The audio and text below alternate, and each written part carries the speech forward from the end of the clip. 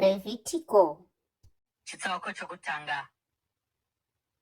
Jehovha akadana Mozisi akataura naye ari mutende rokusangana akati, taura kuvana vaIsraeri uti kwavari, kana munhu upi zvake pakati penyu achiuya nechipiriso kuna Jehovha, ngaave nechipiriso chezvipfuwo zvemombe kana zvamakwai. Kana chipiriso chake chiri chinopiswa chinobva mudanga remombe, ngaape chikono chisina kuremara, ngaachibayire pamusuo wetende rokusangana kuti chigamuchirwe pamberi paJehovha. Anofanira kuisa ruoko rwake pamusoro pechibayiro chinopiswa, uye chichagamuchirwa chakamumirira iye kuti chimuyananisire. Ngaabaye hwando diki pamberi paJehovha, uye ipapo vanakomana vaAroni vaprista vachauya neropa vagorisasa paaritari kumativi ose pamusuo wokupinda nawo mutende rokusangana.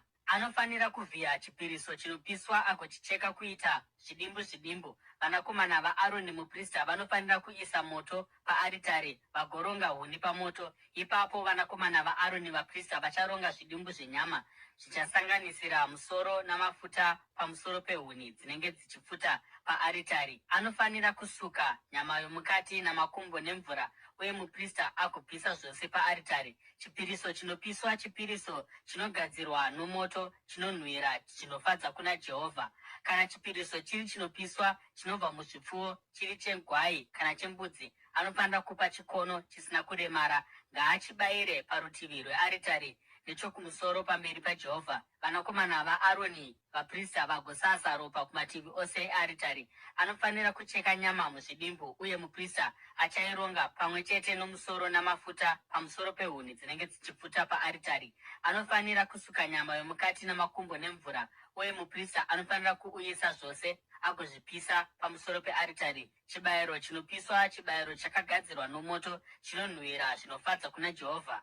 Kana chipiriso chake kuna Jehovha chiri chipiriso chinopiswa cheshiri, ngaape njiva kana hangaiwa ichiri diki. Muprista achaiisa paaritari agodambura musoro oipisa paaritari. Ropa rayo richaerera parutivi pearitari. Ngaabvise chihururu neminhenga agozvikanda kumabvazuva kwearitari kunenge kune madota. Achaibvambura mapapiro uye asingaparadzanisi zvachose. Muprista agoipisa pahuni dziri pamoto uri paaritari. Chipiriso chinopiswa, chipiriso chakagadzirwa nomoto, chinonhuhwira zvinofadza kuna Jehovha.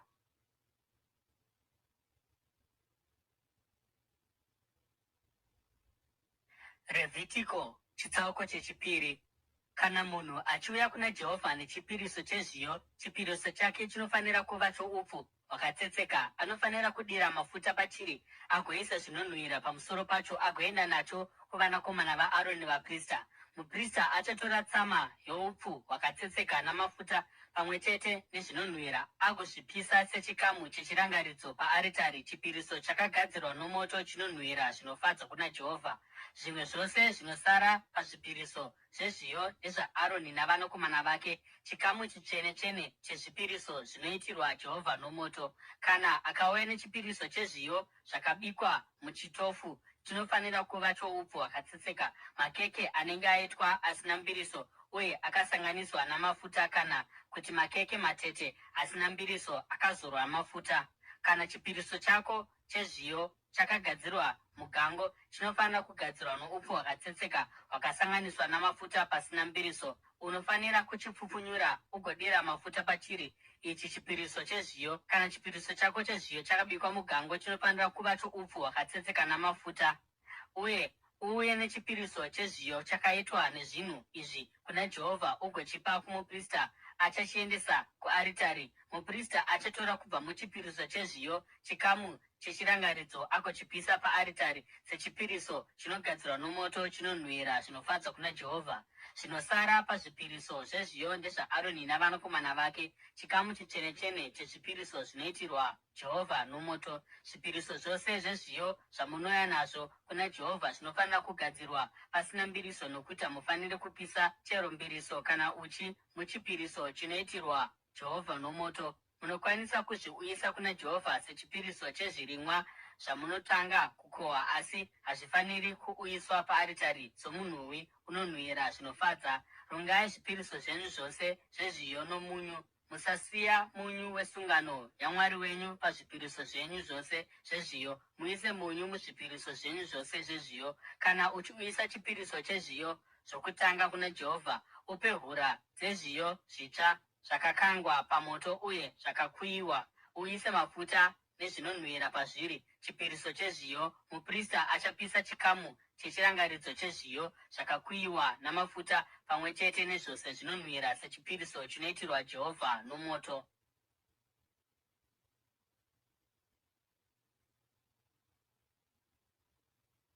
Revhitiko chitsauko chechitatu. Kana chipiriso chomumwe chiri chokuwadzana uye akapa chipfuwo chichibva mudanga, chingava chikono kana chikadzi, anofanira kuuyisa pamberi paJehovha chipfuwo chisina kuremara.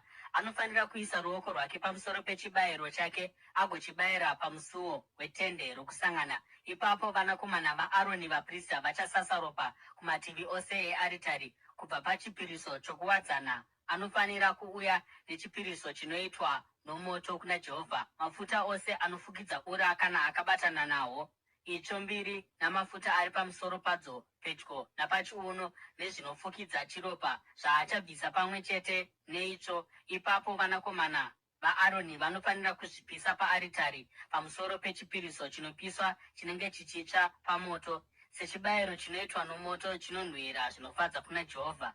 Kana achipa gwai sechipiriso chokuwadzana kuna Mwari, anofanira kupa gono kana gadzi risina kuremara.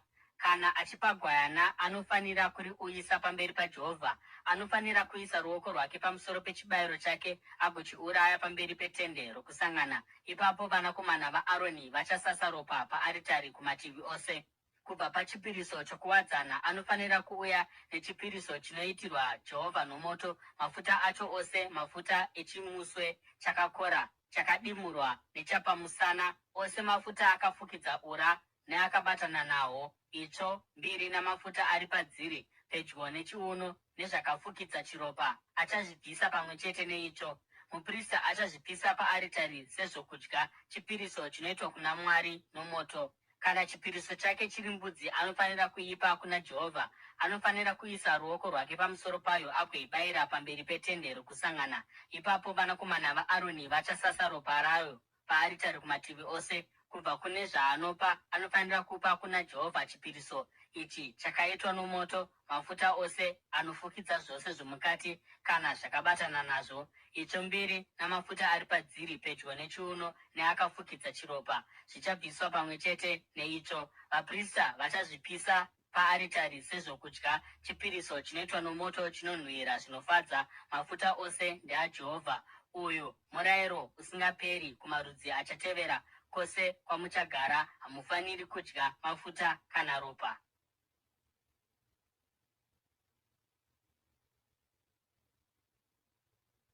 Revhitiko chitsauko chechina.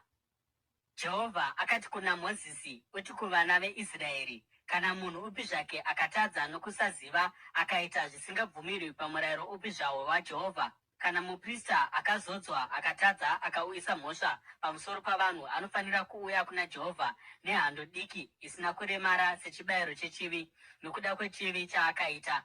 Anofanira kupa hando diki pamusuo weTende Rokusangana pamberi paJehovha.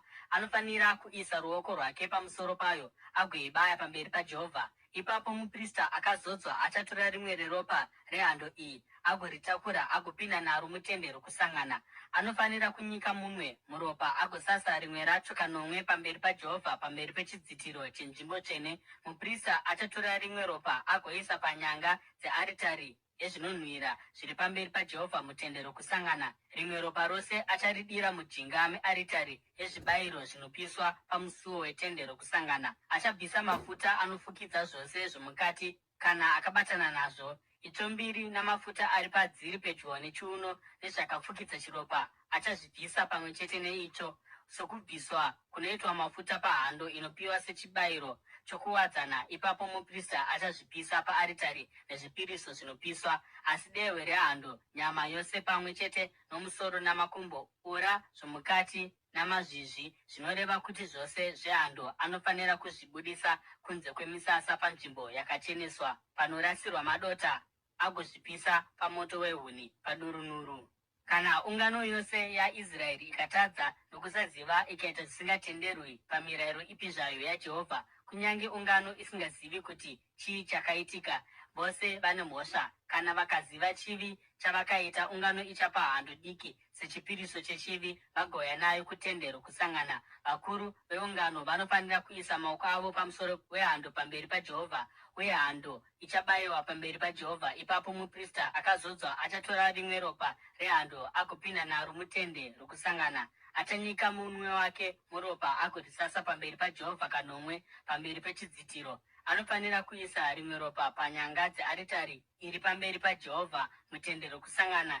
Rimwe ropa rose acharidururira mujinga mearitari rechibayiro chinopiswa pamusuo weTende Rokusangana. Achabvisa mafuta ose pairi agoapisa paaritari, agoita nehando iyi zvaakaita nehando yechipiriso chezvivi.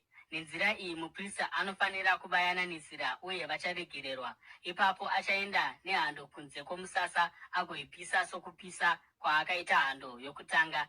Ichi ndicho chipiriso chezvivi cheungano yavanhu. Kana mutungamiri akatadza nokusaziva akaita zvinorambidzwa pamirayiro ipi zvayo yaJehovha Mwari wake, ane mhosva. Kana akaziviswa chivi chaakaita, anofanira kuuya nechipiriso chake chenhongo yembudzi isina kuremara. Anofanira kuisa ruoko rwake pamusoro wembudzi agoibayira panzvimbo panobayirwa chipiriso chinopiswa pamberi paJehovha, ichi chipiriso chezvivi. Ipapo muprista achatora rimwe ropa rechibayiro chezvivi nomunwe wake agoriisa panyanga dzearitari yechibayiro chinopiswa, agodurura rimwe rose mujinga mearitari. Achapisa mafuta ose paaritari sokupisa kwaakaita mafuta echibayiro chokuwadzana.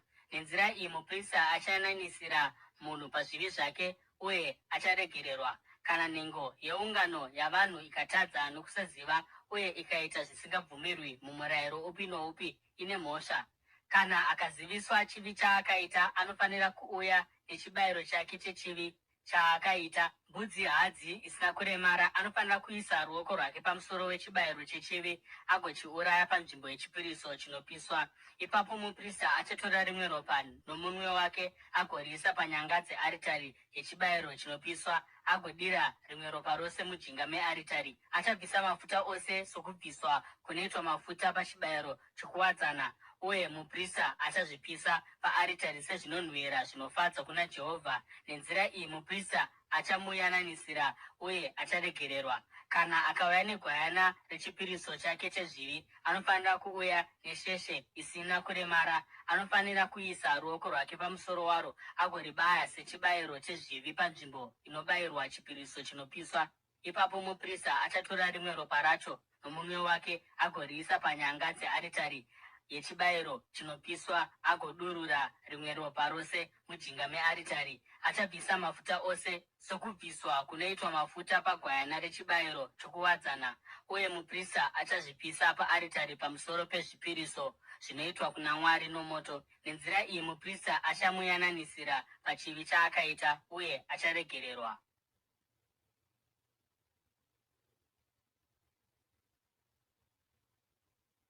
Revhitiko chitsauko chechishanu.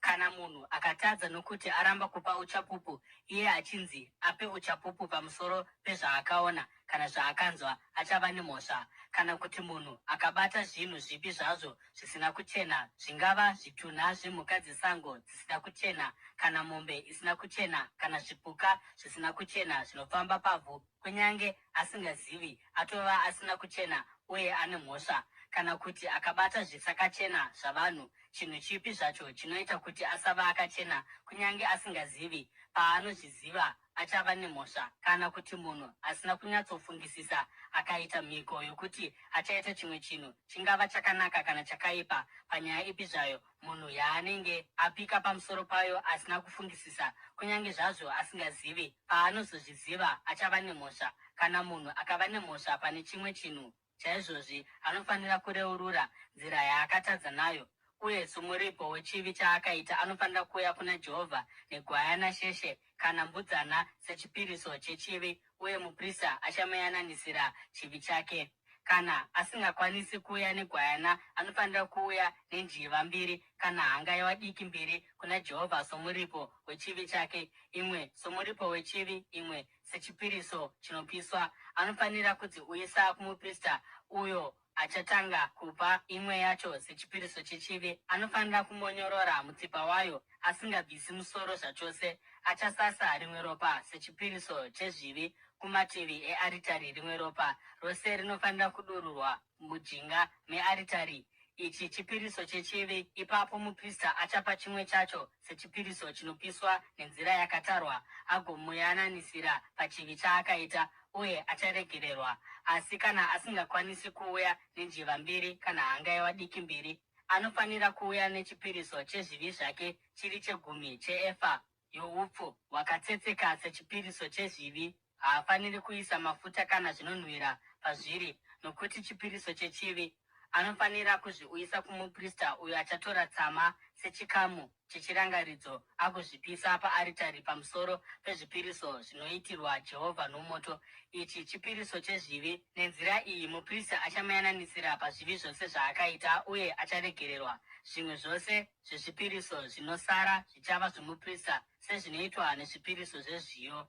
Ipapo Jehovha akati kuna Mozisi, kana munhu akakanganisa chimwe chinhu uye akatadza nokusaziva maererano nezvinhu zvose zvitsvene zvaJehovha, anofanira kuuya kuna Jehovha nomuripo wegondobwe risina kuremara uye rine muripo unokwanirana nesirivha, maererano neshekeri repanzvimbo tsvene. Ichi chipiriso chezvivi. Anofanira kuripira zvaakatadza kuita maererano nezvinhu zvitsvene, agowedzera chikamu chimwe chete kubva muzvishanu agopa zvose kumuprista, achamuyananisira negondobwe sechipiriso chemhosva, uye acharegererwa. Kana munhu akatadza uye akaita zvisingabvumirwi pamirayiro ipi zvayo yaJehovha, kunyange asingazivi, ane mhosva uye achava nemhaka, anofanira kuuya kumuprista nechipiriso chemhosva, gondobwe risina kuremara uye rine muripo wakafanira. Nenzira iyi muprista achamuyananisira pakukanganisa kwaakaita nokusaziva, uye acharegererwa. Ichi chipiriso chezvivi akabatwa nemhosva yaakapara kuna Jehovha.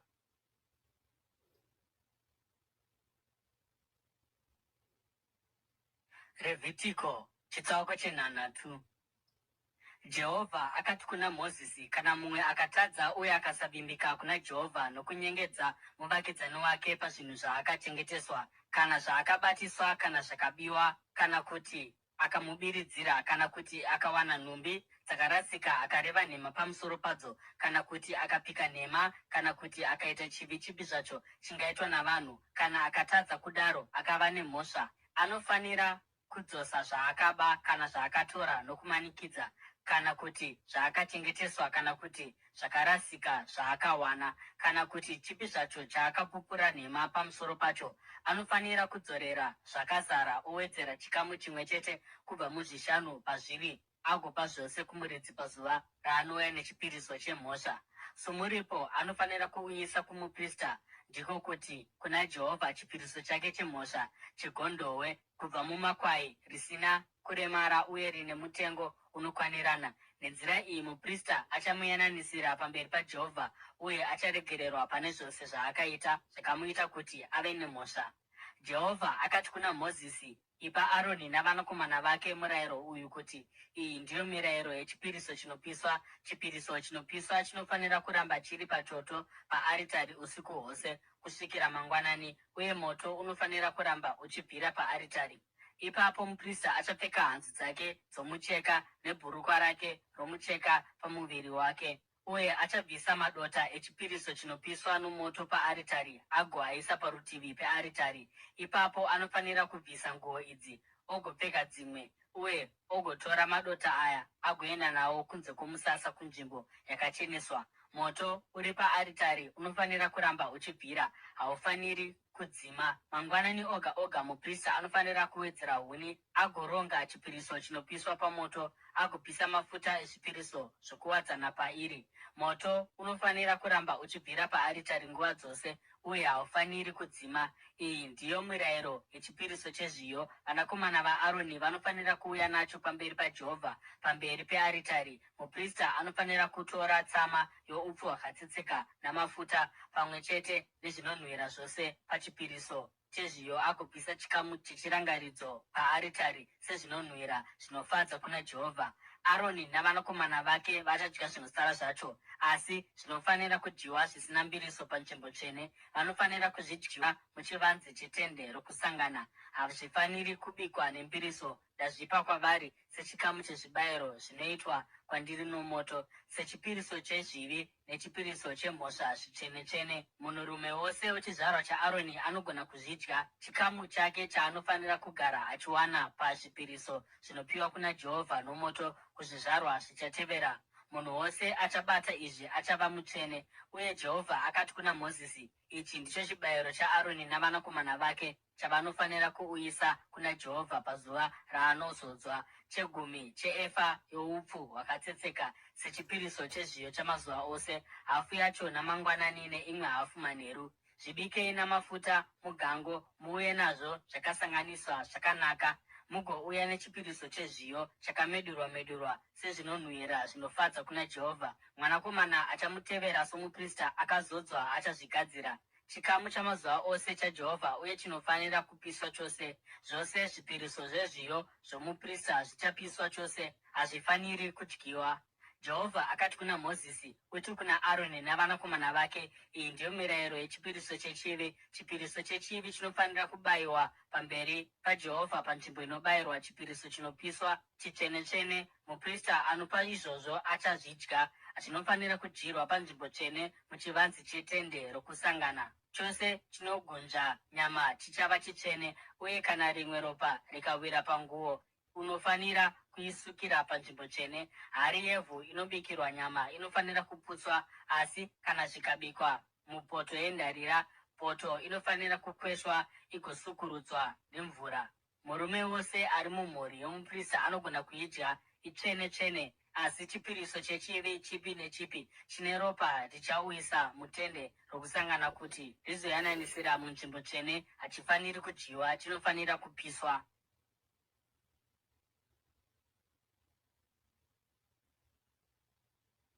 Revhitiko chitsauko chenomwe. Iyi ndiyo mirayiro yechipiriso chemhosva chitsvene-tsvene. Chipiriso chemhosva chinofanira kubayirwa panzvimbo panobayirwa chipiriso chinopiswa, uye ropa racho rinofanira kusaswa paaritari kumativi ose. Mafuta acho ose achapiswa sechipiriso: chimuswe chakakora namafuta akafukidza zvomukati, itsvo mbiri namafuta ari padziri pedyo nechiuno, uye zvakafukidza chiropa zvinofanira kubviswa pamwe chete neitsvo. Muprista anofanira kuzvipisa paaritari sechipiriso chinoitirwa Jehovha nomoto. Ichi chipiriso chemhosva. Munhurume upi zvake weimba yomuprista angachidya, asi chinofanira kudyirwa panzvimbo tsvene, chitsvene-tsvene. Chipiriso chemhosva chinofanira kuitwa sezvinoitwa nechipiriso chezvivi, ndechomuprista anoyananisira nazvo.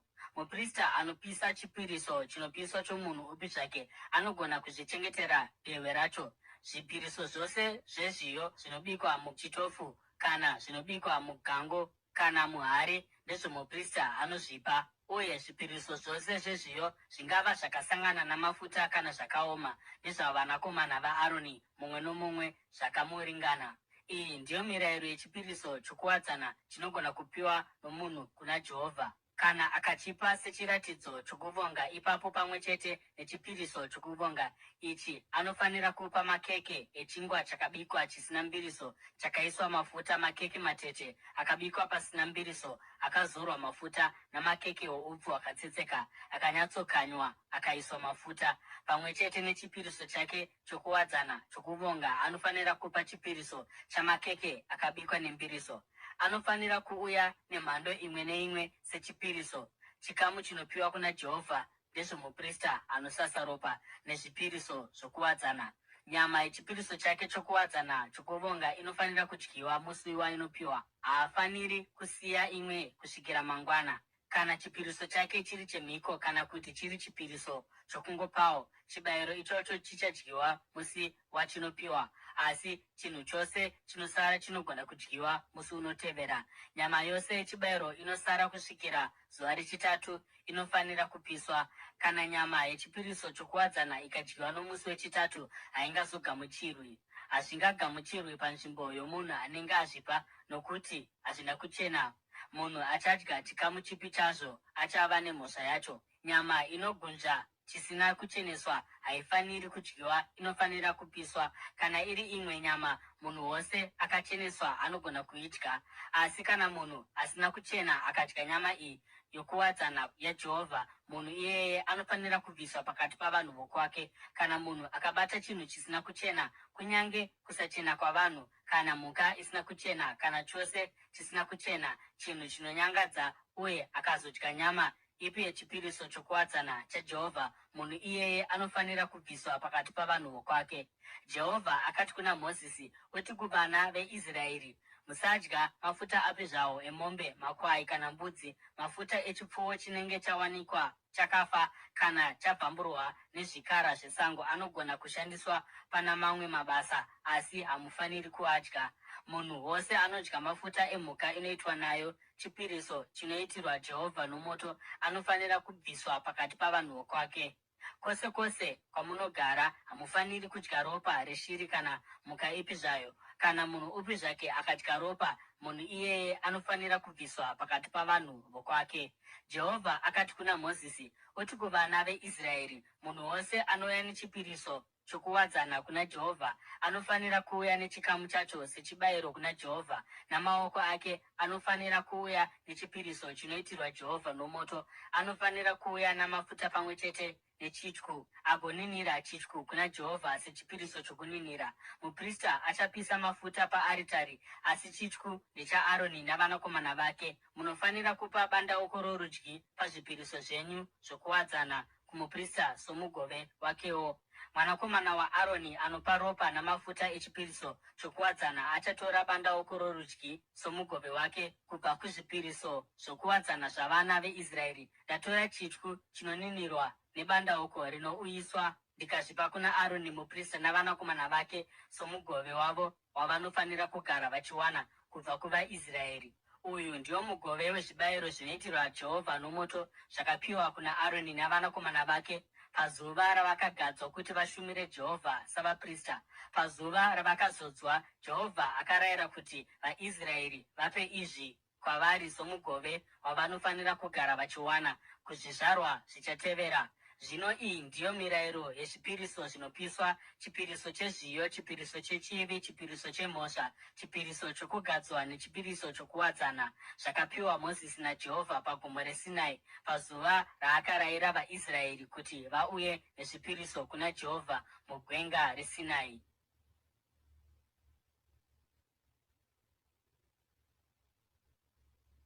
Levhitiko chitsauko chesere.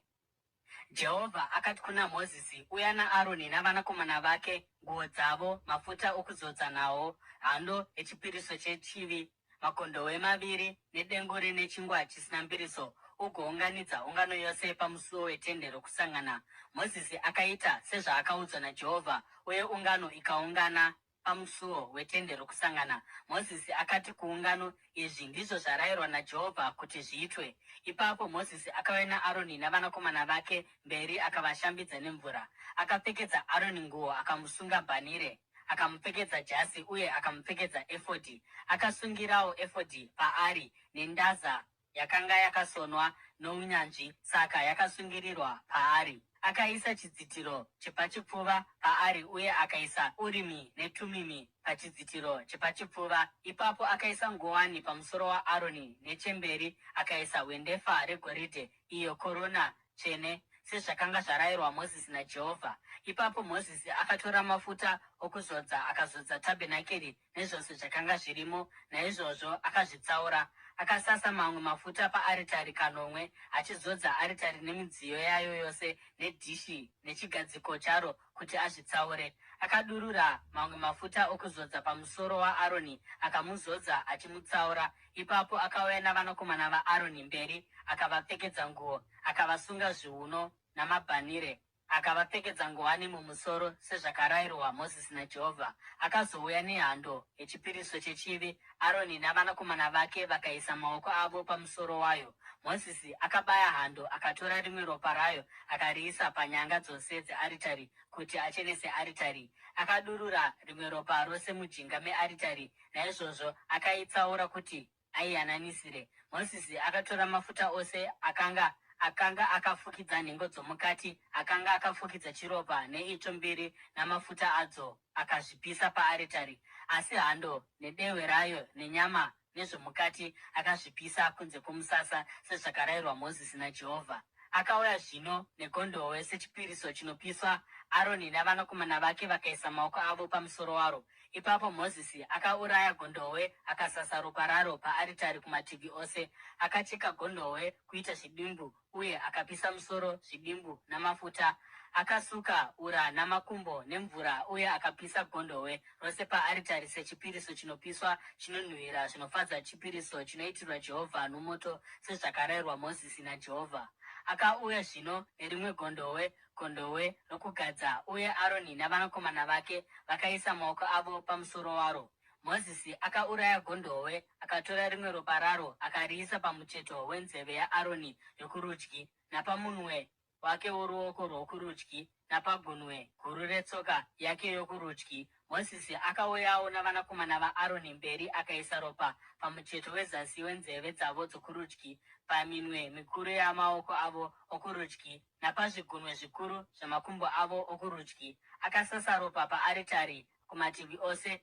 Akatora mafuta, chimuswe chakakora namafuta ose, akafukidza ura, akafukidza chiropa, itsvo mbiri namafuta adzo nechidya chokurudyi. Ipapo kubva mudengu rechingwa chisina mbiriso raiva pamberi paJehovha, akatora chingwa keke rakabikwa namafuta nekeke dete, akaisa izvi panzvimbo dzina mafuta pamusoro pebandauko rokurudyi. Akaisa zvose mumaoko aAroni nevanakomana vake, uye vakazvininira kuna Jehovha sechipiriso chokuninira. Ipapo Mozisi akazvitora kubva mumaoko avo akazvipisa paaritari pamusoro pechipiriso chinopiswa sechipiriso chokugadza, chinonhuhwira zvinofadza, chipiriso chinoitirwa Jehovha nomoto. Akatorawo chityu mugove waMozisi pagondobwe rokugadza, akazvininira kuna Jehovha sechipiriso chokuninira, sezvakarayirwa Mozisi naJehovha. Ipapo Mozisi akatora mamwe mafuta okuzodza nerimwe ropa kubva paaritari, akarisasa pana Aroni navanakomana vake nenguo dzavo. Saizvozvo akatsaura Aroni nenguo dzake navanakomana vake nenguo dzavo.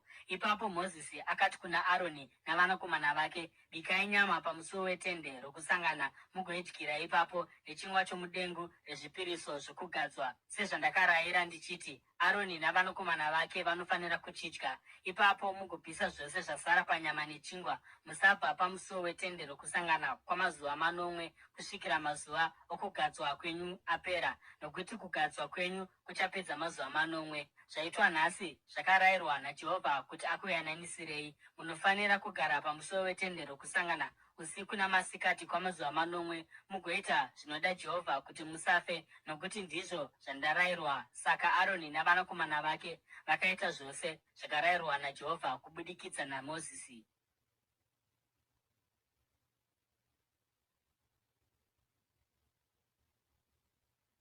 Revhitiko chitsauko chepfumbamwe.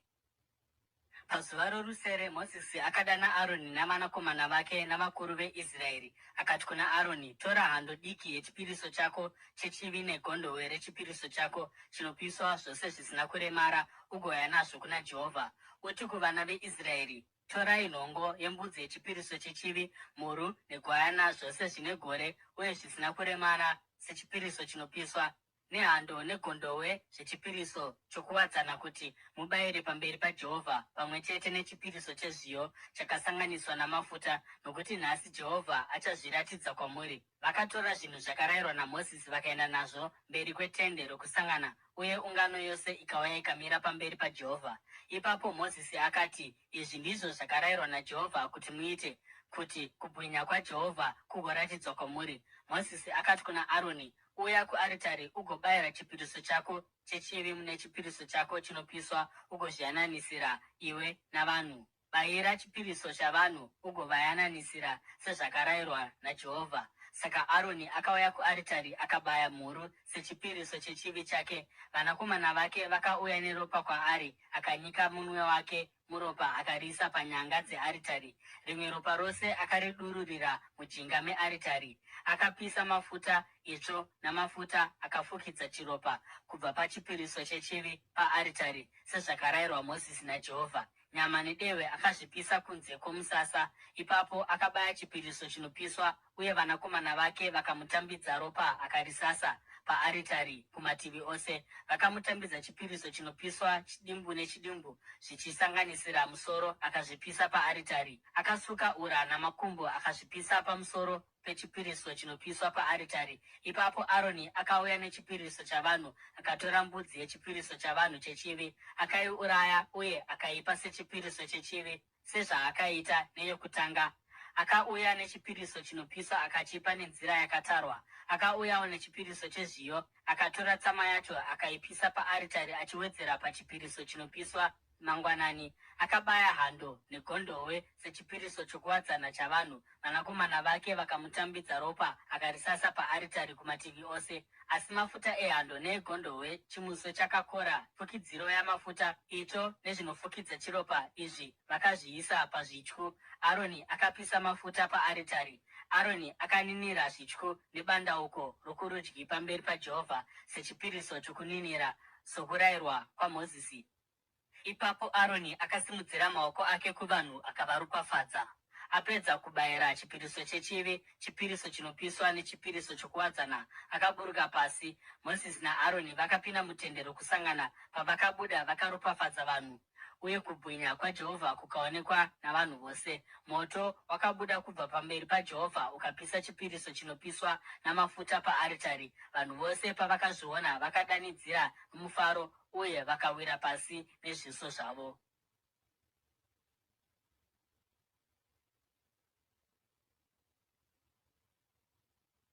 Revhitiko chitsauko 10. Zvino Nadhabhi naAbhihu vanakomana vaAroni vakatora mumwe nomumwe hatyana yake yezvinonhuhwira vakaisa mumoto. Vakaisawo zvinonhuhwira vakaisa moto usingabvumirwi pamberi paJehovha zvaakanga asina kuvarayira. Saka naizvozvo moto wakabuda kubva pamberi paJehovha ukavapisa vose ndokubva vafa pamberi paJehovha. Ipapo Mozisi akati kuna Aroni, izvi ndizvo zvakataurwa naJehovha paakati, pakati peavo vachaswedera kwandiri ndicharatidza utsvene hwangu pamberi pavanhu vose, ndichakudzwa. Mozisi akadana Mishaeri naErizafani vanakomana vaUzieri, vamunini vaAroni, akati kwavari, uyai pano mutakure madzikoma enyu muende navo kunze kwomusasa vabve pamberi penzvimbo tsvene. Saka vakauya vakavatakura vachakapfeka hanzu dzavo vakaenda navo kunze kwomusasa sezvazvakanga zvarayirwa naMozisi. Ipapo Mozisi akati kuna Aroni navanakomana vake Ereazari naItamari, musarega bvudzi renyu risina kukamwa, uye musabvarura nguo dzenyu nokuti mungafa. Mwari akatsamwira ungano yose, asi hama dzenyu, imba yose yaIsraeri, vanogona kuchema avo vakaparadzwa nomoto naJehovha. Musabva pamusuo wetende rokusangana, nokuti mungafa, nokuti mafuta aJehovha okuzodza ari pamuri. Saka vakaita sezvakataurwa naMozisi. Ipapo Jehovha akati kuna Aroni, iwe navanakomana vako hamufaniri kunwa waini kana zvimwe zvinwiwa zvakavisirwa pose pose pamunopinda mutende rokusangana, nokuti mungafa. Uyu mutemo usingaperi kusvikira kuzvizvarwa zvinotevera. Munofanira kuisa mutsauko pakati pezvitsvene nezvisingakoshi, pakati pezvakachena nezvisina kuchena. Uye munofanira kudzidzisa vaIsraeri mirayiro yose yakapiwa naJehovha kubudikidza naMozisi. Mozisi akati kuna Aroni navanakomana vake vakanga vasara, Ereazari naItamari, torai chipiriso chezviyo kubva pazvipiriso zvakaitirwa Jehovha nomoto zvakagadzirwa pasina mbiriso mugochiisa parutivi pearitari nokuti chitsvene-tsvene. Zvidyei munzvimbo tsvene, nokuti mugove wenyu nomugove wavanakomana venyu wezvipiriso zvinoitirwa Jehovha nomoto, nokuti ndakarayirwa saizvozvo. Asi iwe navanakomana vako navanasikana vako munogona kudya chityu chakaninirwa nebandauko rakakumikidzwa. Zvidyei munzvimbo yakacheneswa. Izvi zvakapiwa kwauri navana vako somugove wenyu wezvipiriso zvokuwadzana zvavana vaIsraeri. Bandauko rakakumikidzwa nechityu chakaninirwa zvinofanira kuuyiswa namafuta nezvipiriso zvinoitwa nomoto, kuti zvininirwe pamberi paJehovha sechipiriso chokuninira. Uyu uchava mugove wamuchagara muchiwana navana venyu sezvakarayirwa naJehovha. Mozisi akati abvunza nezvembudzi yechipiriso chechivi akawana yatopiswa, akatsamwira Ereazari naItamari vanakomana vaAroni vakanga vasara, akabvunza akati, sei musina kudyira chipiriso chechivi munzvimbo tsvene, chitsvene-tsvene chakapiwa kwamuri, kuti chibvise mhosva yeungano nokuvayananisira pamberi paJehovha? Sezvo ropa racho risina kuuyiswa kunzvimbo tsvene, maifanira kudyira mbudzi munharaunda yenzvimbo tsvene sezvandakarayira. Aroni akapindura Mozisi achiti, nhasi vabayira chipiriso chavo chechivi nechipiriso chavo chinopiswa pamberi paJehovha. Asi zvinhu zvakaita seizvi zvaitika kwandiri. Jehovha aidai afara here dai ndadya chipiriso chechivi nhasi? Mozisi paakanzwa izvi akagutsikana.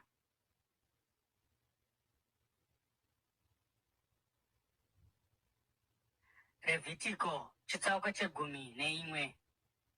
Jehovha akati kuna Mozisi naAroni, taurai kuvaIsraeri muti, pamhuka dzose dzinofamba panyika, idzi ndidzo dzamunogona kudya. Munogona kudya mhuka ipi zvayo ina mahwanda akapararana zvachose uye inozeya zvokudya, asi kune dzimwe dzinongozeya kudya chete, kana kuti dzimwe dzine mahwanda akaparadzana chete. Idzi hamufaniri kudzidya. Ngamera kunyange ichizeya zvokudya haina mahwanda akapatsanuka, haina kuchena kwamuri. Mbira kunyange ichizeya zvokudya haina mahwanda akapatsanuka, haina kuchena kwamuri. Tsuro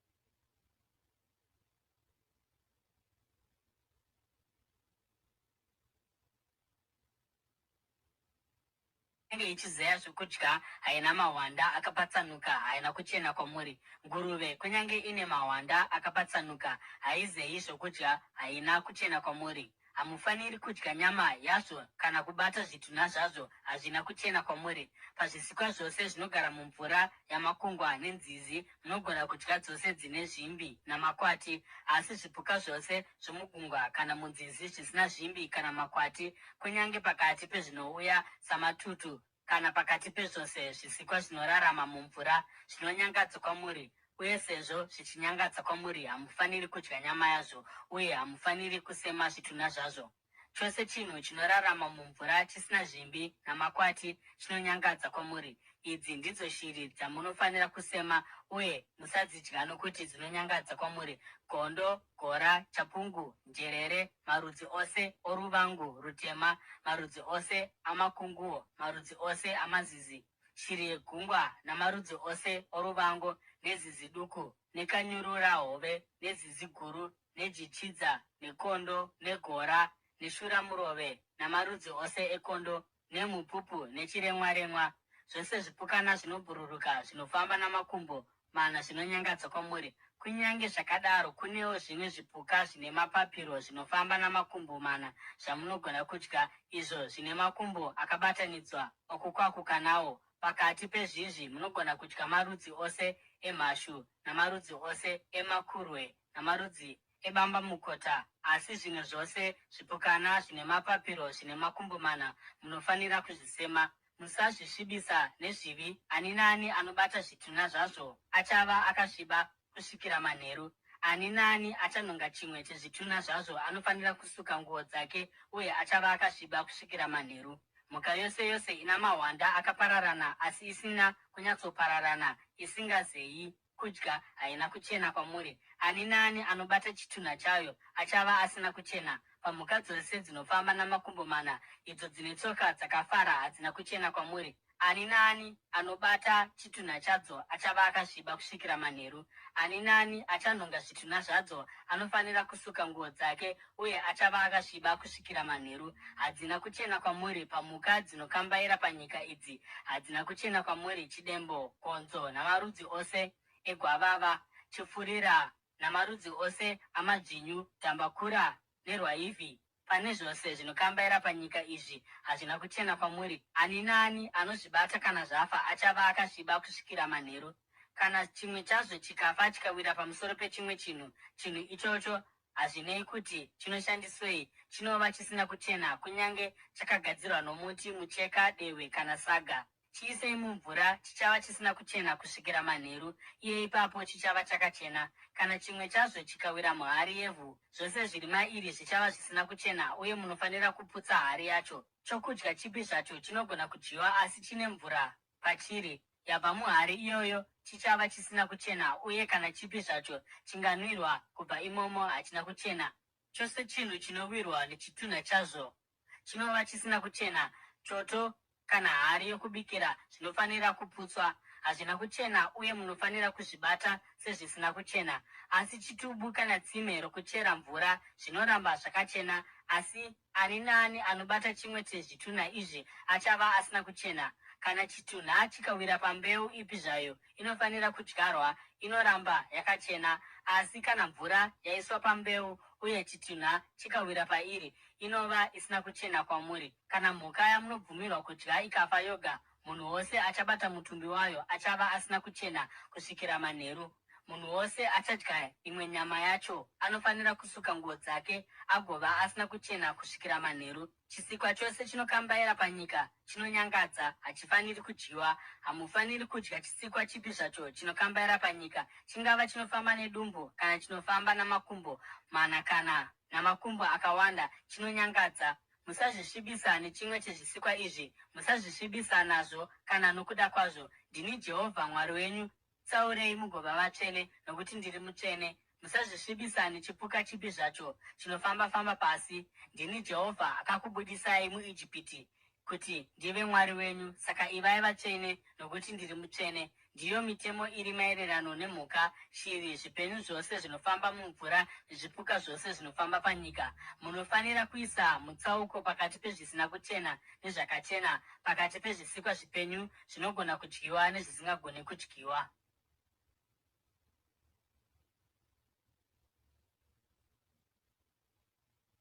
Revhitiko chitsauko 12.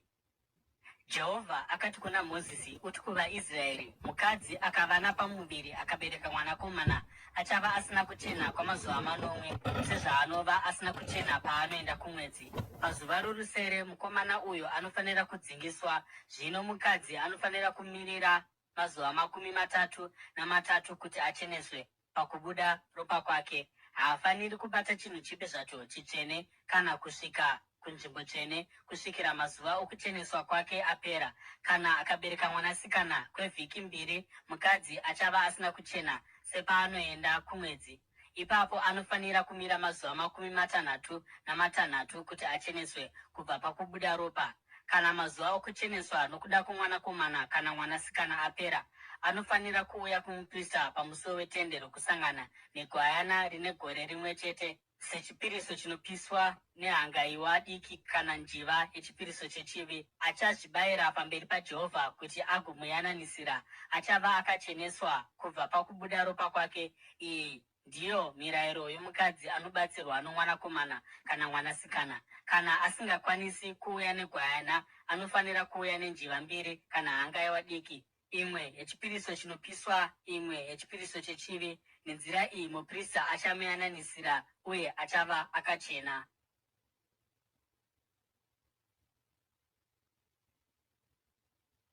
Revhitiko chitsauko 13. Jehovha akati kuna Mozisi naAroni, kana ani nani ane pakazvimba kana kuti ane tumapundu kana chivara chichena paganda rake, chinogona kunge chiri chirwere chinotapukira, anofanira kuuyiswa kuna Aroni muprista. Kana kuno mumwe wavanakomana vake muprista achatarisa chironda chiri paganda rake, uye kana bvudzi riri pachironda rachena, uye ronda roratidza kudzika kudarika paganda, chirwere cheganda chinotapukira. Kana muprista akamuongorora, achamuzivisa kuvanhu somunhu asina kuchena. Kana gwapa riri paari riri jena asi risingaratidziki kudzika kudarika paganda, uye bvudzi risina kuchena, muprista anofanira kugarisa munhu iyeye oga kwamazuva 8. Pazuva rechinomwe muprista anofanira kumuongorora, uye akaona kuti chironda hachina kupinduka uye hachina kupararira muganda, anofanira kumuchengeta pake oga kwamamwe mazuva 8. Pazuva rechinomwe muprista anofanira kumuongorora zvakare, uye kana chironda chaserera uye chisina kupararira neganda, muprista achamuzivisa somunhu akachena, tunongova tumapundu. Munhu anofanira kusuka nguo dzake uye achava akachena. Asi kana tumapundu tukapararira nomuviri wake shure kwokunge azviratidza kumuprista kuti zviziviswe kuti akachena, anofanira kuenda kumuprista zvakare. Muprista anofanira kumuongorora, uye kana tumapundu twapararira neganda, achazivisa kuti haana kuchena. Chirwere chinotapukira. Kana munhu upi zvake ane chirwere chinotapukira, anofanira kuuyiswa kumuprista. Muprista anofanira kumuongorora, uye kana pane kuzvimba nokucheneruka paganda, uye zvapindura bvudzi kuti rive jena, uye kana pane nyama yakatsvuka pakazvimba, chirwere cheganda chava nenguva, uye muprista achazivisa kuti haana kuchena. Haafaniri kumugarisa ari oga nokuti atogara asina kuchena. Kana chirwere chikabuda paganda rake rose, uye sokuona kumuprista chakafukidza ganda rose romunhu, abatwa nehosha kubva kumusoro kusvika kutsoka, muprista anofanira kumuongorora, uye kana chirwere chapararira nomuviri wake wose, achazivisa kuti munhu uyu akachena, sezvo zvose zvachenuruka akachena. Asi pose panoonekwa ronda paari, achava asina kuchena. Muprista paachaona ronda, achazivisa kuti haana kuchena. Ronda harina kuchena, ane chirwere chinoputika. Zvikaitika kuti ronda richenurike, anofanira kuenda kumuprista. Ipapo muprista anofanira kumuongorora, uye kana zvironda zvachenuruka, muprista achazivisa kuti munhu ane hosha uyu akachena. Ipapo achava akachena. Kana munhu akava nemota paganda rake rikapora, uye panzvimbo panga pane mota pakazvimba, pakachenuruka, kana kuti pakatsvuka, anofanira kuzviratidza kumuprista. Muprista anofanira kumuongorora, uye kana zvikaratidza kudzika kudarika paganda, uye bvudzi riri pachiri rikapinduka rikava jena, muprista achazivisa kuti haana kuchena. Chirwere chinotapukira cheganda chabuda panga pane mota. Asi kana muprista achiongorora pasina bvudzi jena pachiri uye paserera, ipapo muprista anofanira kumugarisa oga kwamazuva 8. Kana zviri kupararira muganda, muprista achazivisa kuti haana kuchena zvinotapukira. Asi kana gwapa risina kupinduka uye risina kupararira, rinongova vanga kubva pamota, uye muprista achazivisa kuti akachena.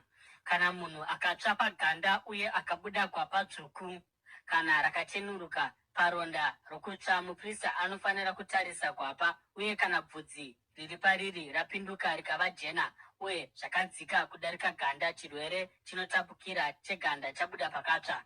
Asi kana muprista akachiongorora pasina bvudzi jena pagwapa, uye kana zvisina kudzika kudarika ganda uye zvaserera, ipapo muprista anofanira kumugarisa oga kwamazuva 8. Pazuva rechinomwe muprista anofanira kumuongorora, uye kana zvichipararira neganda, muprista achazivisa kuti haana kuchena. Chirwere chinotapukira cheganda.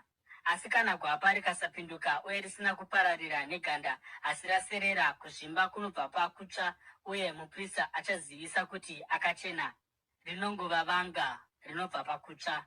Kana munhurume kana munhukadzi akava nechironda mumusoro kana pachirebvu, muprista anofanira kuongorora chironda, uye kana chichiratidza kudzika kudarika ganda, uye bvudzi riri machiri riri renhundurwa uye riri dete, muprista achazivisa kuti munhu iyeye haana kuchena. Kuvava chirwere chinoputikira chomusoro kana chechirebvu. Asi kana muprista akaongorora ronda iri, uye kana risingaratidzi kudzika kudarika ganda uye pasina bvudzi dema pariri, zvino muprista anofanira kuchengeta munhu ane hosha ari oga kwamazuva 8. Pazuva rechinomwe muprista anofanira kuongorora ronda, uye kana kuvava kusina kupararira uye pasina bvudzi renhundurwa uye risingaratidziki kudzika kudarika ganda, anofanira kuveurwa bvudzi pachisiyiwa nzvimbo ine hosha, uye muprista anofanira kumuchengeta ari oga kwamamwe mazuva manomwe. Pazuva rechinomwe muprista anofanira kuongorora panovava, uye kana pasina kupararira neganda zvichiratidza kuti hazvina kudzika kudarika ganda, muprista achazivisa kuti akachena. Anofanira kusuka nguo dzake agova akachena, asi kana kuvava kukapararira neganda, iye aziviswa kuti akachena. Muprista anofanira kumuongorora, uye kana kuvava kwapararira neganda, muprista haafaniri kutsvaga bvudzi renhundurwa, nokuti munhu iyeye haana kuchena. Zvisinei hazvo kana zvikaitika kuti sokuona kwake hazvina kupinduka, uye bvudzi dema ramera mazviri, kuvava kwaporeswa, achena, uye muprista achazivisa kuti akachena. Kana munhurume kana munhukadzi ane makwapa machena paganda, muprista anofanira kuvaongorora, uye kana makwapa asina kunyanyochena, tumapundu tusingakuvadzi twabuda paganda, munhu iyeye akachena. Kana bvudzi romumwe rikabva akasara asisina bvudzi, ava nemhanza, akachena.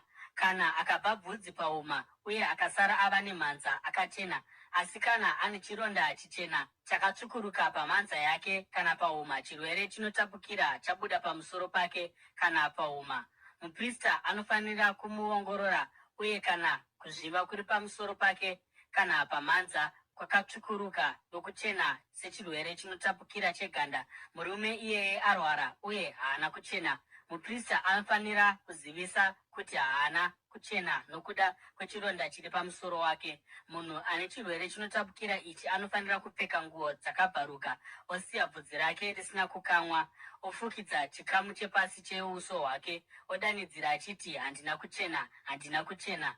Kana aramba ane chirwere ichocho, anongoramba asina kuchena. Anofanira kugara oga, anofanira kugara kunze kwomusasa. Kana nguo ipi neipi yazadzwa maperembudzi, ingava nguo yeshinda kana yeuru kana yomucheka, ungava mucheka wakarukwa kana mucheka wewuru kana wedehwe kana chinhu chakagadzirwa nedehwe, uye kana utachiona huri muchipfeko kana dehwe kana mucheka wakarukwa kana chinhu chedehwe, chiri choruvara rwezerere kana chakatsvukuruka, chirwere chinopararira chamaperembudzi, uye chinofanira kuratidzwa kumuprista.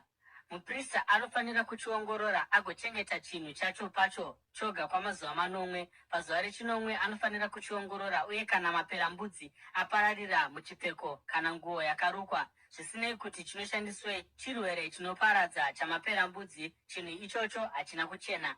Anofanira kupisa nguo yacho kana mucheka wakarukwa wewuru kana mucheka weshinda kana wedehwe une utachiwana mauri, nokuti maperembudzi anoparadza chinhu ichocho, chinofanira kupiswa. Asi kana muprista akachiongorora maperembudzi asina kupararira muchipfeko kana mucheka wakarukwa kana chinhu chakagadzirwa nedehwe, acharayira kuti chinhu chine utachiwana chisukwe. Ipapo anofanira kuchigarisa choga kwamamwe mazuva manomwe. Mushure mokunge chinhu chine utachiwana chasukwa, muprista anofanira kuchiongorora, uye kana maperembudzi asina kuratidza kupinduka maonekero awo, kunyange zvisina kupararira, hachina kuchena, pisai chinhu ichocho nomoto. Kunyange maperembudzi akanganisa divi rimwe chete, kana muprista achiongorora maperembudzi akange aumbuka mushure mokunge chinhu chasukwa, anofanira kubvarura chidimbu chapinda utachiwana kubva panguo kana padehwe kana pamucheka wakarukwa. Asi kana zvikabuda zvakare pachipfeko kana pamucheka wakarukwa kana pachinhu chedehwe, zviri kupararira uye chose chine maperembudzi, chinofanira kupiswa nomoto. Nguo iyi kana mucheka wakarukwa kana chinhu chedehwe chasukwa uye chabviswa maperembudzi, chinofanira kusukwa zvakare, uye chichava chakachena. Iyi ndiyo mirayiro inoenderana nokuzadzwa namaperembudzi kwechipfeko cheuru kana chomucheka, mucheka wakarukwa kana chinhu chose chedehwe, kuti zvigoziviswa kuti zvakachena kana kuti hazvina kuchena.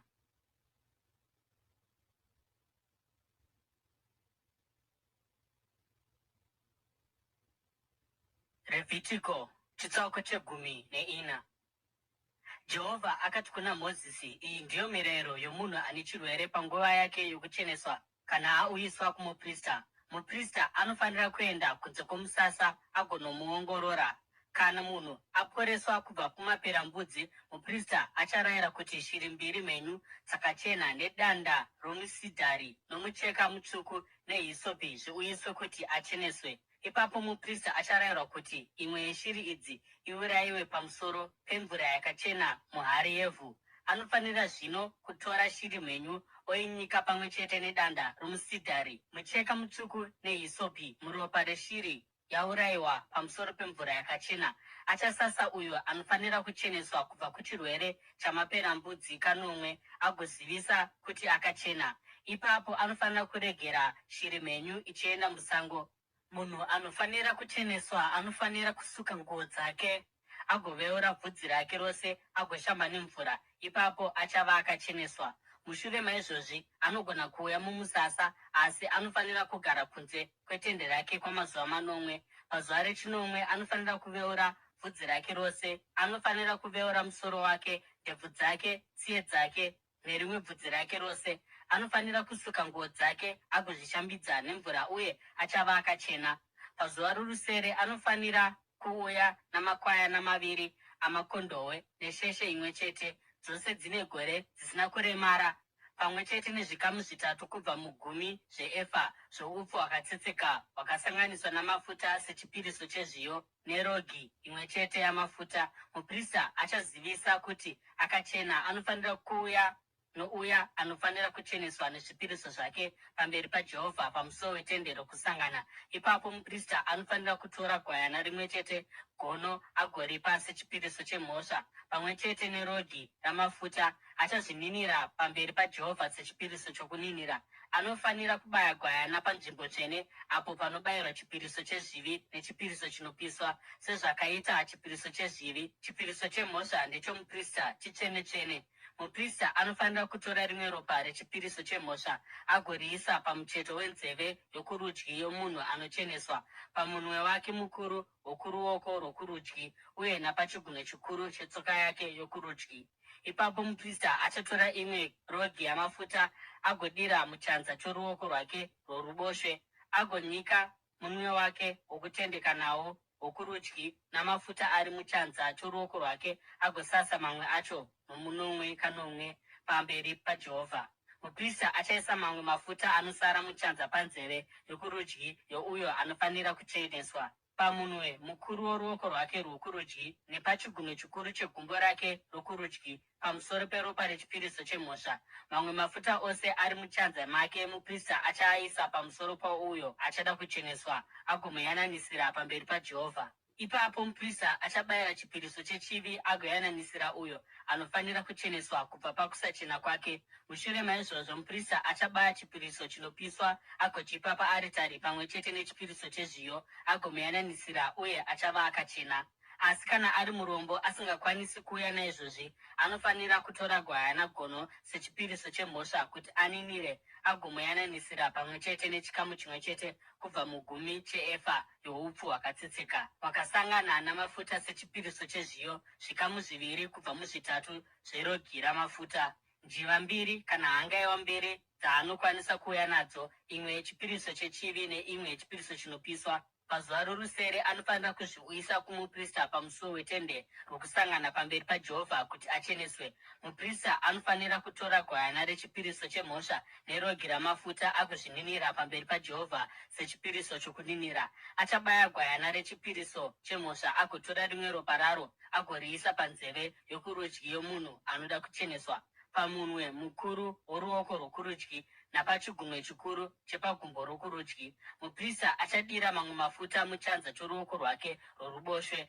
uye nomunwe wake wokurudyi wokutendeka nawo, agomwaya mamwe mafuta anobva muchanza chake kanomwe pamberi paJehovha. Mamwe mafuta ari muchanza chake anofanira kuaisa munzvimbo dzimwe chetedzo dzaakaisa ropa rechipiriso chemhosva, panzeve yokurudyi youyo anoda kucheneswa, pamunwe mukuru woruoko rwake rwokurudyi napachigunwe chikuru chegumbo rake rokurudyi. Mamwe mafuta achaaisa mumusoro mouyo anofanira kucheneswa kuti ayananisirwe pamberi paJehovha. Ipapo achabayira njiva kana hangaiwa diki, izvo zvaanogona kuwana, imwe sechipiriso chechivi neimwe sechipiriso chinopiswa pamwe chete nechipiriso chezviyo. Nenzira iyi muprista achayananisira pamberi paJehovha panzvimbo youya anofanira kucheneswa. Iyi ndiyo mirayiro pamusoro pouyo ane chirwere chamaperembudzi uye asingakwanisi kuuya nezvipiriso zvinofanira kupiwa kuti acheneswe. Jehovha akati kuna Mozisi naAroni, kana mapinda munyika yeKenani iyo yandiri kukupai senhaka, ndikaita chirwere chinopararira chamaperembudzi muimba iri munyika iyoyo, muridzi weimba anofanira kuenda kundoudza muprista kuti ndaona chimwe chinhu chinenge maperembudzi mumba mangu. Ipapo muprista anofanira kurayira kuti vabudise zvose zviri mumba muprista asati apinda kundotarira hosha, kuti arege kuva nechinhu chiri mumba chichanzi hachina kuchena. Mushure maizvozvo muprista anofanira kupinda agoongorora imba. Anofanira kuongorora chakwindi chiri mumadziro eimba, uye kana pane makomba ane ruvara rwezerere kana akatsvukuruka, muprista anofanira kubuda napamusuo weimba agoipfiga kwamazuva 9. Pazuva rechinomwe muprista achadzoka kuzoongorora imba. Kana maperembudzi apararira pamadziro, anofanira kurayira kuti matombo ane utachiona abviswe agorasirwa kunzvimbo isina kuchena kunze kweguta. Ipapo ngaarayire kuti madziro ose omukati memba aparwe, uye zvaparwa zvigoraswa kunzvimbo isina kuchena kunze kweguta. Ipapo vanofanira kutora mamwe matombo vagotsiva aya, vagotora ivhu idzva vakodzura imba. Kana chakwindi chikaonekwa zvakare mumba mushure mokunge matombo abviswa, imba yaparwa uye yadzurwa, muprista anofanira kuenda kunozvinan'anidza. Kana maperembudzi apararira ihosha inoparadza, imba haina kuchena, inofanira kupazwa matombo ayo namapuranga nokudzura kwose, zvotorwa zvoendeswa kunze kweguta kunzvimbo isina kuchena.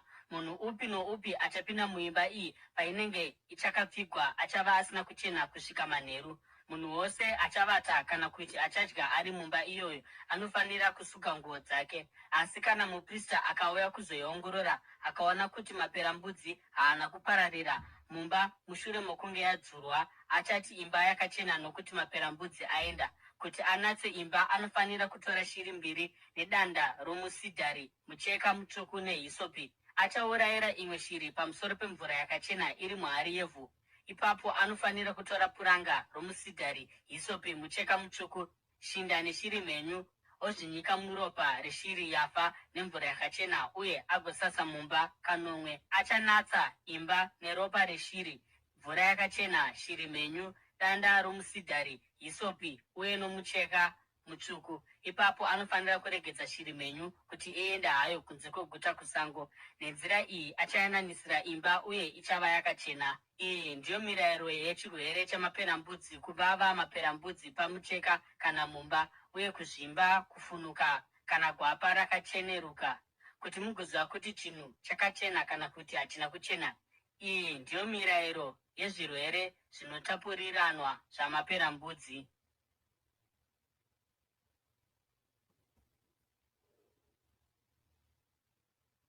Revhitiko chitsauko 15.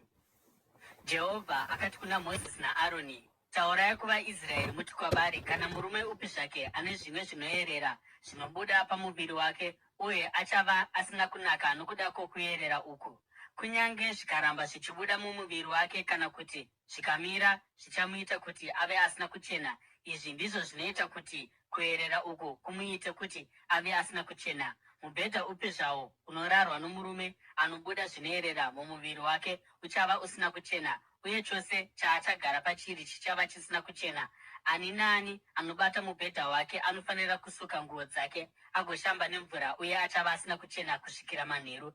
Ani naani achagara pachigaro chagarwa nomurume anobuda zvinoerera anofanira kusuka nguo dzake uye agoshamba nemvura, uye achava asina kuchena kusvikira manheru. Ani naani achabata murume iyeye anofanira kusuka nguo dzake agoshamba nemvura, uye achava asina kuchena kusvikira manheru. Kana murume ane zvinoerera akasvipira mumwe munhu akachena, munhu iyeye anofanira kushambidza nguo dzake agoshamba nemvura, uye achava asina kuchena kusvikira manheru. Chinhu chose chichatasvwa nomurume iyeye chichava chisina kuchena, uye ani naani achabata zvinhu zvanga zviri pasi pake achava asina kuchena kusvikira manheru. Ani naani anonhonga zvinhu izvozvo anofanira kusuka nguo dzake agoshamba nemvura, uye achava asina kuchena kusvikira manheru. Ani naani achabatwa nomurume iyeye asina kushamba maoko ake anofanira kusuka nguo dzake agoshamba nemvura, uye achava asina kuchena kusvikira manheru. Hari yevhu ichabatwa nomurume iyeye inofanira kuputswa, uye mudziyo upi zvawo wakagadzirwa nomuti unofanira kusukwa nemvura. Kana murume acheneswa kubva pakuerera kwake, anofanira kuverenga mazuva 8 okucheneswa kwake. Anofanira kusuka nguo dzake agoshamba nemvura yakachena, uye achava akachena. Pazuva rorusere anofanira kutora njiva 2 kana hangaiwa diki 2 agoya nadzo pamberi paJehovha pamusuo weTende Rokusangana agodzipa kumuprista. Muprista anofanira kuzvibayira, imwe sechipiriso chechivi uye imwe sechipiriso chinopiswa. Nenzira iyi achamuyananisira pamberi paJehovha nokuda kwokuerera kwake. Kana mbeu yomurume upi noupi ikabuda kwaari, anofanira kushamba muviri wake wose nemvura, uye achava asina kuchena kusvikira manheru. Chipfeko chipi zvacho chake kana dehwe rine mbeu pariri rinofanira kusukwa nemvura, uye richava risina kuchena kusvikira manheru. Kana murume akavata nomukadzi uye akabuda mbeu, vaviri ava vanofanira kushamba nemvura, uye vachava vasina kuchena kusvikira manheru. Kana mukadzi ari kumwedzi, kusachena kwokuenda kumwedzi kwake kuchapera mushure mamazuva 8, uye ani naani achamubata achava asina kuchena kusvikira manheru. Chinhu chose chaachavata pachiri achiri kutevera chichava chisina kuchena, uye chose chaachagara pachiri chichava chisina kuchena. Ani naani achabata paanovata anofanira kusuka nguo dzake uye agoshamba nemvura, uye achava asina kuchena kusvikira manheru.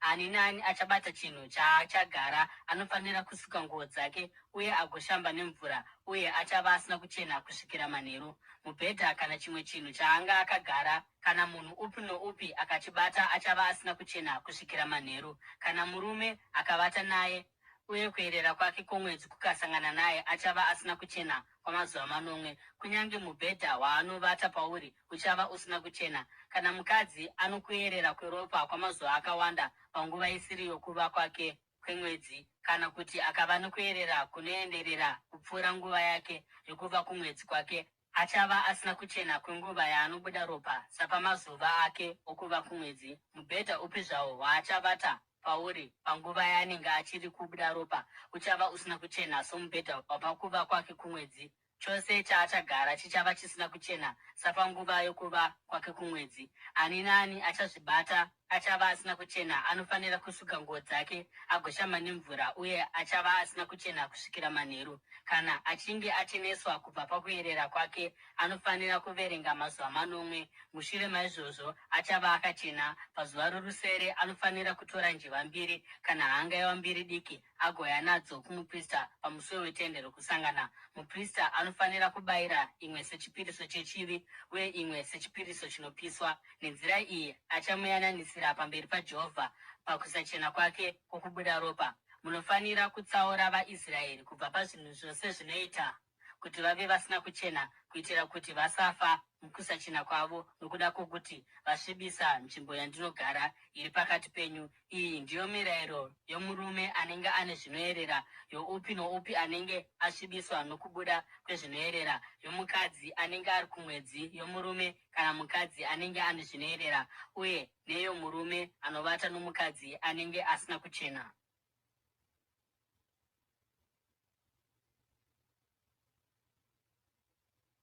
Levhitiko chitsauko 16.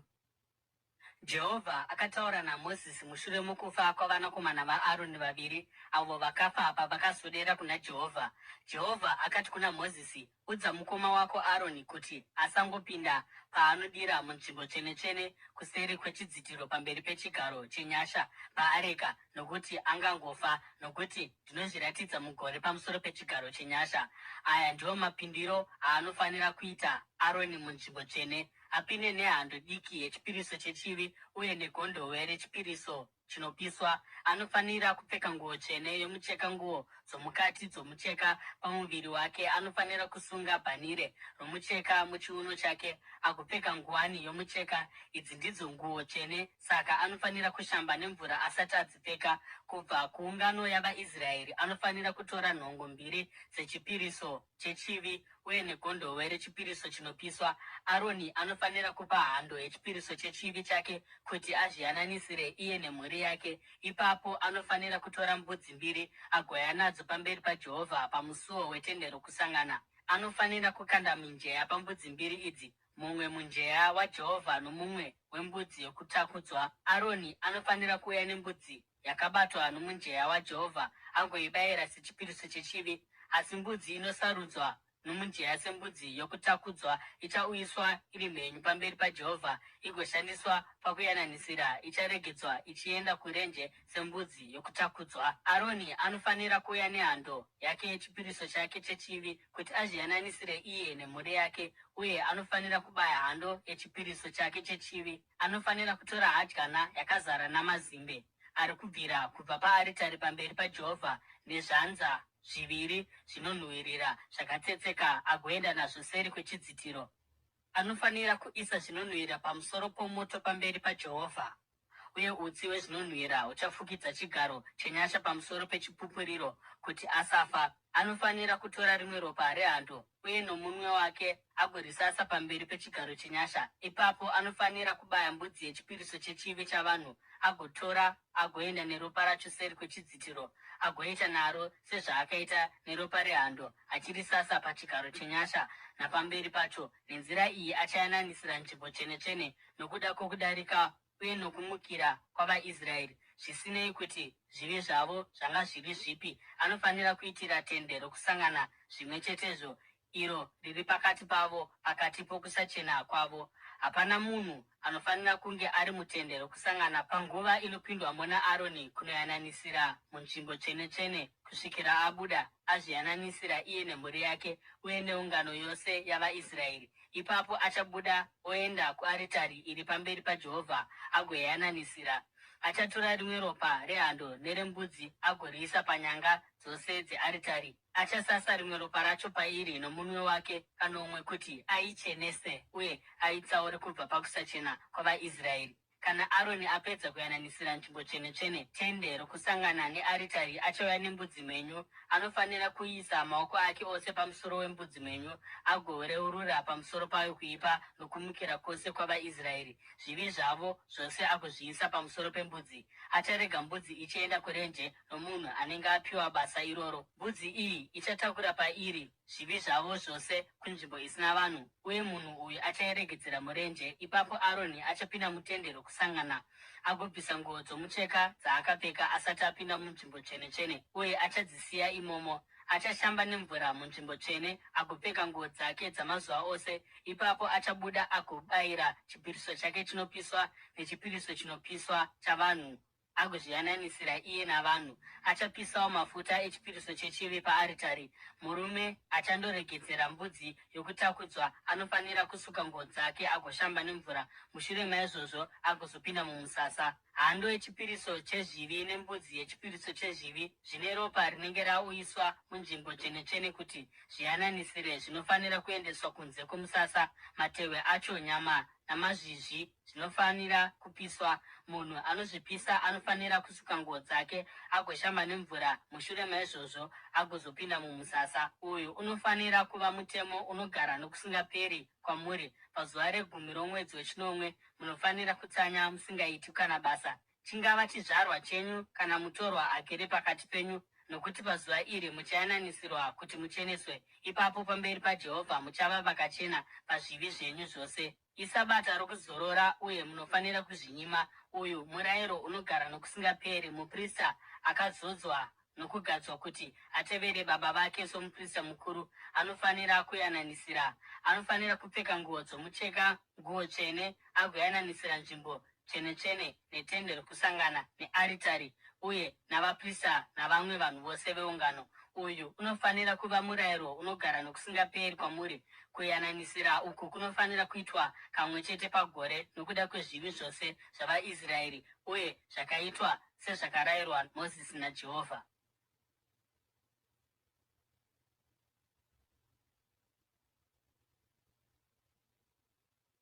Revhitiko chitsauko che10.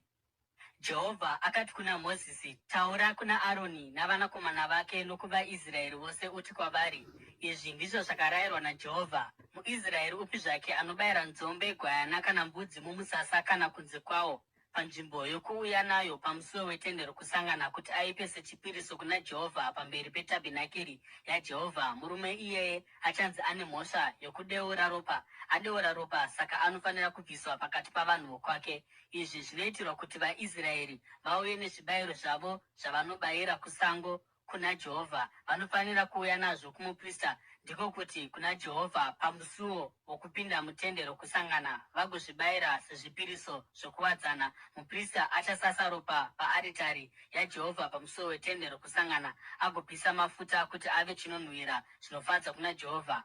Havafanirizve kupa zvibayiro zvavo zvakare kuzvifananidzo zvembudzi, izvo zvavanoita ufeve nazvo.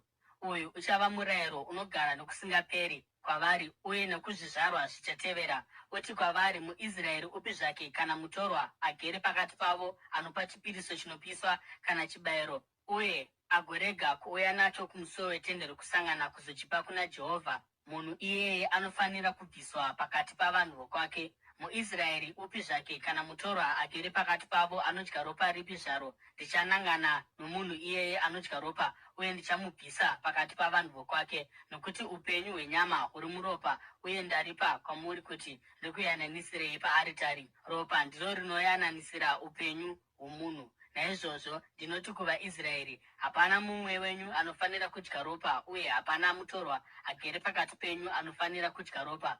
MuIsraeri upi zvake kana mutorwa agere pakati penyu anovhima mhuka ipi neipi ingadyiwa, anofanira kudurura ropa rayo agorifusira nevhu, nokuti upenyu hwechisikwa chose iropa racho. Ndiko kusaka ndati kuvaIsraeri, hamufaniri kudya ropa rechisikwa chipi zvacho, nokuti upenyu hwechisikwa huri muropa. Ani naani anoridya anofanira kubviswa pakati pavanhu vokwake. Ani naani angava chizvarwa chenyu kana mutorwa anodya chinhu chinowanikwa chakafa kana kuti chinowanikwa chakabvarurwa nemhuka dzomusango, anofanira kusuka nguo dzake agoshamba nemvura, uye achava asina kuchena kusvikira manheru. Ipapo achava akachena. Asi kana akarega kusuka nguo dzake akashamba, iye achapiwa mhosva.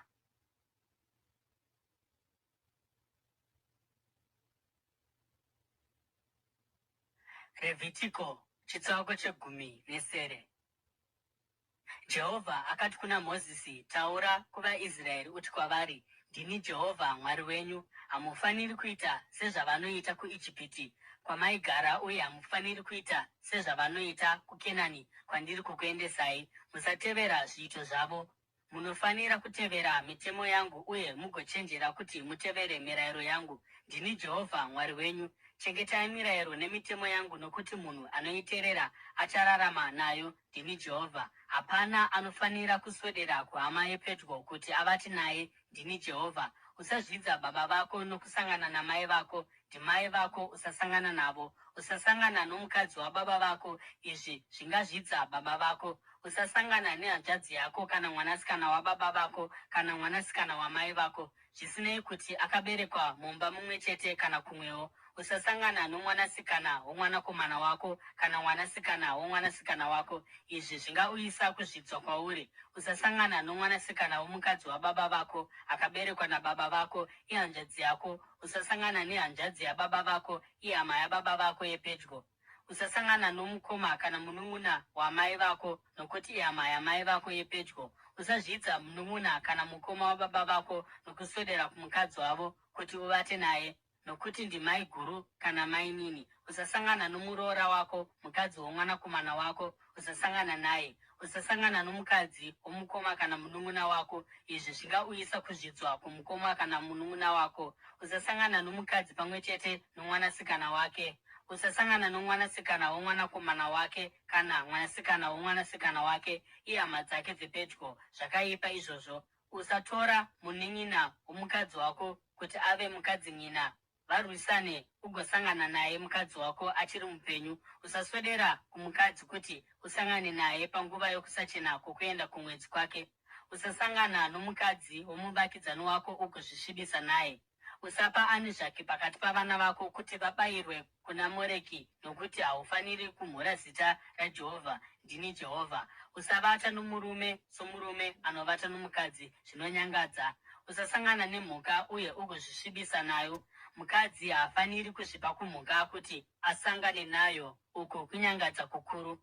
Musazvisvibisa neimwe yenzira idzi, nokuti ndudzi dzandichadzinga pamberi penyu dzakazvisvibisa naizvozvo. Kunyange nyika yakasvibiswa naizvozvo yakairanga nokuda kwezvakaipa zvayo, uye nyika yakarutsa vagari vayo. Asi imi munofanira kuchengeta mirayiro yangu nemitemo yangu. Zvizvaro zvenyu navatorwa vagere pakati penyu havafaniri kuita kana chimwe chezvinhu zvinonyangadza izvi, nokuti zvinhu zvose izvi zvakaitwa navanhu vaigara munyika iyoyo musati mavamo, uye nyika ikasvibiswa. Uye kana mukasvibisa nyika, ichakurutsirai kunze sokurutsa kwayakaita ndudzi dzaigaramo imi musati mavamo. Ani naani anoita zvinonyangadza izvi, vanhu vakadaro vanofanira kubviswa kubva pavanhu vokwavo. Chengetai zvandakakurayirai, uye musatevedzera kana imwe yetsika dzinonyangadza dzaiitwa musati mauya, uye musazvisvibisa nadzo. Ndini Jehovha Mwari wenyu.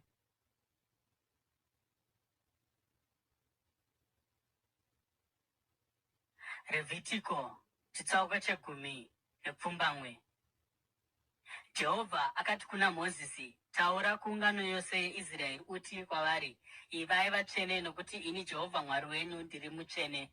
Mumwe nomumwe wenyu anofanira kuremekedza mai nababa vake, uye munofanira kuchengetedza masabata angu.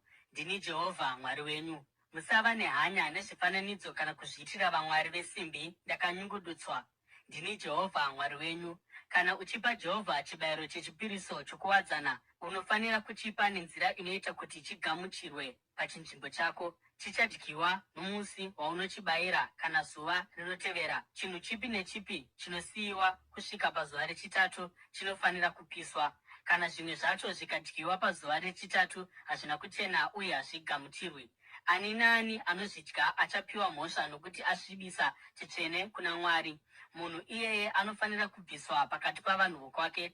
Kana uchikohwa mumunda wako, usakohwa kusvika kumucheto-cheto womunda wako, kana kunongera zvawira pasi pakukohwa. Musakohwa kechipiri mumunda wemizambiringa, kana kunhonga mazambiringa anodonha. Zvisirei varombo kana vatorwa. Ndini Jehovha Mwari wenyu. Usaba, usareva nhema, musanyengedzana, usapika nhema nezita rangu, ugozvidza zita raMwari wako. Ndini Jehovha. Usabiridzira muvakidzani wako kana kumutorera chinhu nechisimba. Usachengeta mubayiro womushandi kusvikira mangwana. Usatuka matsi kana kuisa chigumbuso mberi kwebofu, asi itya Mwari wako. Ndini Jehovha. Usaminamisa kururamisira, usatsaura murombo uchifarira mupfumi, asi tonga muvakidzani wako zvakakodzera. Usafamba uchiparadzira makuhwa pakati pavanhu vokwako.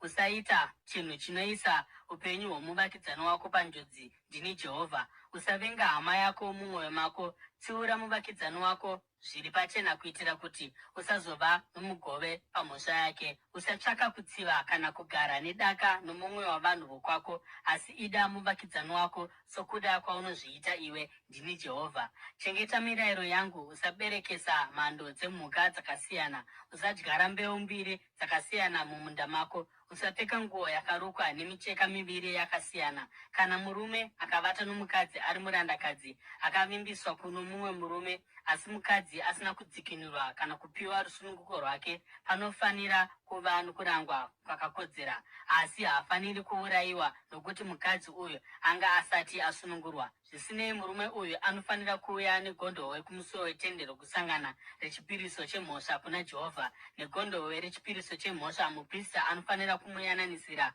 pamberi paJehovha nokuda kwechivi chaakaita, uye chivi chake chicharegererwa. Kana mapinda munyika iyo mukadyara muchero upi noupi, torai michero yacho seisingabvumirwi kwamakore 3. munofanira kuitora seisingabvumirwi, haifaniri kudyiwa. Mugore rechina michero yacho yose ichava mitsvene, chipiriso chokurumbidza kuna Jehovha. Asi mugore rechishanu mungadya michero yacho. Nenzira iyi gohwo renyu richawedzerwa. Ndini Jehovha Mwari wenyu. Usadya nyama ipi neipi ichine ropa. Usaita zvokushopera kana zvouroyi. Musacheka bvudzi renyu kumativi omusoro kana kudimura ndebvu dzenyu. Musacheka miviri yenyu nokuda kwavakafa kana kuzviisa nyora. Ndini Jehovha. Usaderedza unhu hwomwanasikana wako nokumuita chifeve, nokuti nyika yose ichaita ufeve ikazara nouipi. Chengetedza masabata angu uye uremekedze nzvimbo yangu tsvene. Ndini Jehovha. Usaenda kumasvikiro nokune vezvemidzimu, nokuti uchasvibiswa navo. Ndini Jehovha Mwari wako.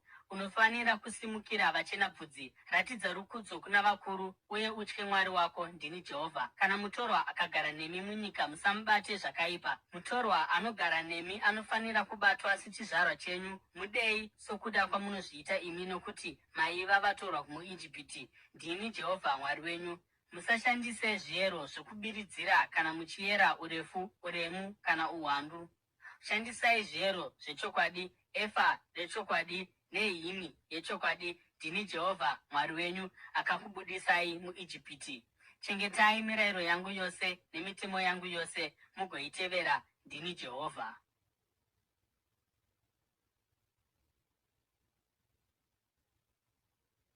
Levhitiko chitsauko 20. Jehovha akati kuna Mozisi, uti kuvaIsraeri, muIsraeri upi noupi kana mutorwa upi noupi agere muIsraeri achapa vana vake kuna Moreki anofanira kuurayiwa. Vanhu vomunyika yake vanofanira kumutaka namabwe. Ndichanangana nomunhu iyeye uye ndichamubvisa pakati pavanhu vokwake, nokuti nokuda kwokupa vana vake kuna Moreki asvibisa nzvimbo yangu tsvene uye amhura zita rangu dzvene. Kana vanhu vomunyika yake vakashaya hanya kana munhu uyo achipa mumwe wavana vake kuna Moreki vakasamuuraya, ndichanangana nomunhu uyo nemhuri yake uye ndichamubvisa pakati pavanhu vokwake, iye pamwe chete navose vanomutevera pakuita ufeve naMoreki.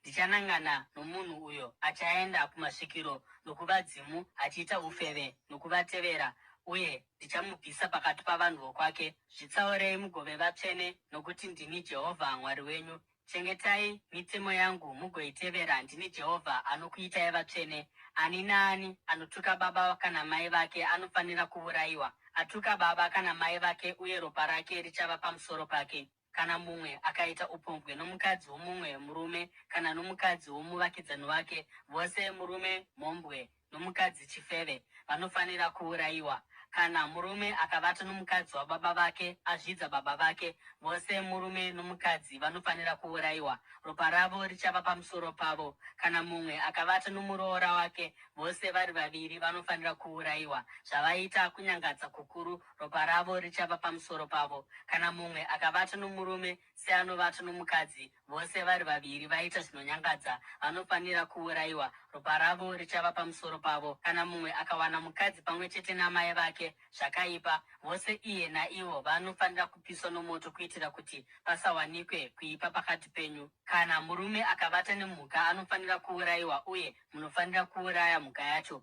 Kana mukadzi akaswedera kumhuka kuti avate naye, urayai zvose mukadzi nemhuka yacho, vanofanira kuurayiwa. Ropa ravo richava pamusoro pavo. Kana murume akawana hanzvadzi yake, mwanasikana wababa vake kana kuti wamai vake, uye vakavata vose, ichi chinyadzo, vanofanira kubviswa pamberi pameso avanhu vokwavo. Azvidza hanzvadzi yake uye achava nemhosva. Kana murume akavata nomukadzi panguva yokuva kwake kumwedzi akasangana naye, afumura chaipo panobva kuyerera kwake, mukadziwo azvifumura.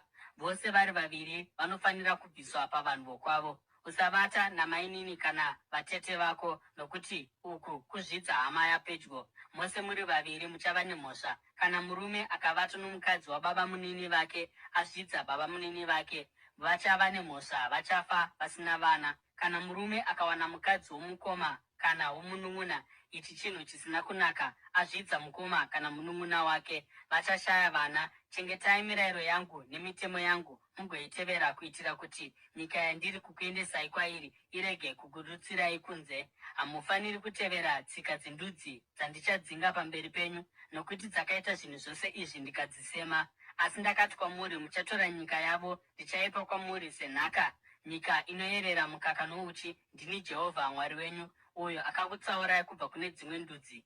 Naizvozvo unofanira kuisa mutsauko pakati pemhuka dzakachena nedzisina kuchena, uye pakati peshiri dzakachena nedzisina kuchena. Musazvisvibisa nemhuka ipi zvayo, kana shiri, kana chimwe chinhu chinofamba pavhu, idzo dzandakatsaura sedzisina kuchena kwamuri. Munofanira kuva vatsvene kwandiri, nokuti ini Jehovha ndiri mutsvene. Ndakakutsaurai kubva kundudzi kuti muve vangu ndoga. Murume kana mukadzi, svikiro kana anoita zvemidzimu pakati penyu anofanira kuurayiwa. Munofanira kuvataka namabwe, ropa ravo richava pamusoro pavo.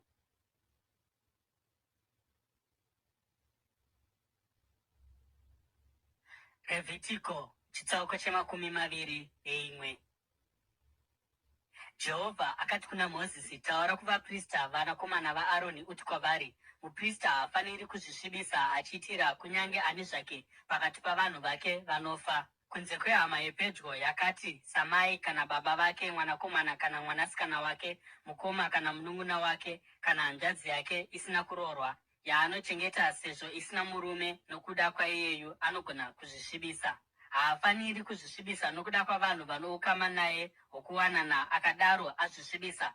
Vaprista havafaniri kuveurwa misoro kana kudimburirwa ndebvu dzavo kana kutema miviri yavo nyora. Vanofanira kuva vatsvene kuna Mwari wavo, uye havafaniri kumhura zita raMwari wavo, nokuti vanouyisa kuna Jehovha zvipiriso zvinoitwa nomoto nezvokudya zvaMwari wavo. Naizvozvo vanofanira kuva vatsvene. Havafaniri kuwana vakadzi vakasvibiswa noufeve, kana kuti vakarambwa navarume vavo, nokuti muprista mutsvene kuna Mwari wake. Mutsaurei somutsvene, nokuti ndiye anouya nezvokudya zvaMwari wenyu. Mutsaurei somutsvene, nokuti ini Jehovha ndiri mutsvene, ini ndinokuitai vatsvene. Kana mwanasikana womuprista akazvisvibisa nokuva chifeve, anonyadzisa baba vake, anofanira kupiswa nomoto. Muprista mukuru uyo ari pakati pamadzikoma ake navanun'una vake akadirwa mafuta okuzodzwa pamusoro pake, uye akagadzwa kuti apfeke nguo dzouprista, haafaniri kurega bvudzi rake risina kukamiwa kana kubvarura nguo dzake. Haafaniri kupinda munzvimbo ine chitunha. Haafaniri kuzvisvibisa kunyange nokuda kwababa vake kana mai vake, kana kubva munzvimbo tsvene yaMwari kana kuisvibisa, nokuti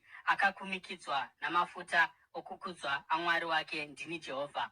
Mukadzi waanowana anofanira kunge ari mhandara izere. Haafaniri kuwana chirikadzi, mukadzi akarambwa kana mukadzi akasvibiswa noufeve, asi mhandara yakazara bedzi kubva kuvanhu vokwake, kuitira kuti arege kuzosvibisa zvizvarwa zvake pakati pavanhu vokwake. Ndini Jehovha, ndinomuita mutsvene. Jehovha akati kuna Mozisi, uti kuna Aroni, kuzvizvarwa zvichatevera hakuna mumwe wezvizvarwa zvako akaremara angaswedera pedyo kuzopa zvokudya zvaMwari wake.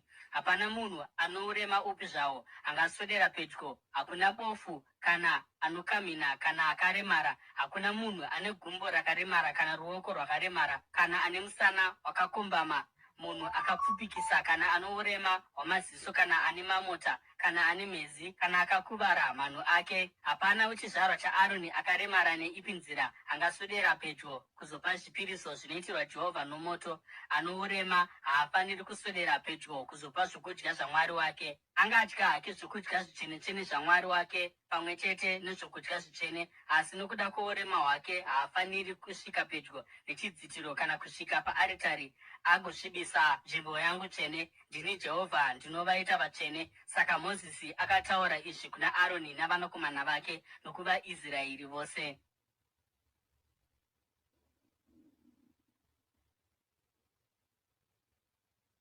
Levhitiko chitsauko che22.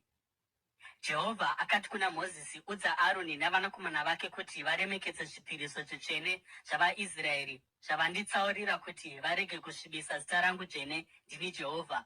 Uti kwavari, kuzvizvarwa zvichatevera, kana mumwe wezvizvarwa zvenyu asina kuchena akaswedera pedyo nezvinhu zvakatsaurirwa Jehovha navaIsraeri, munhu iyeye anofanira kubviswa pamberi pangu. Ndini Jehovha. Kana chizvarwa chaAroni chikava nechirwere chamaperembudzi kana akava nezvinoerera pamuviri wake, haangadyi zvipiriso zvitsvene kusvikira acheneswa.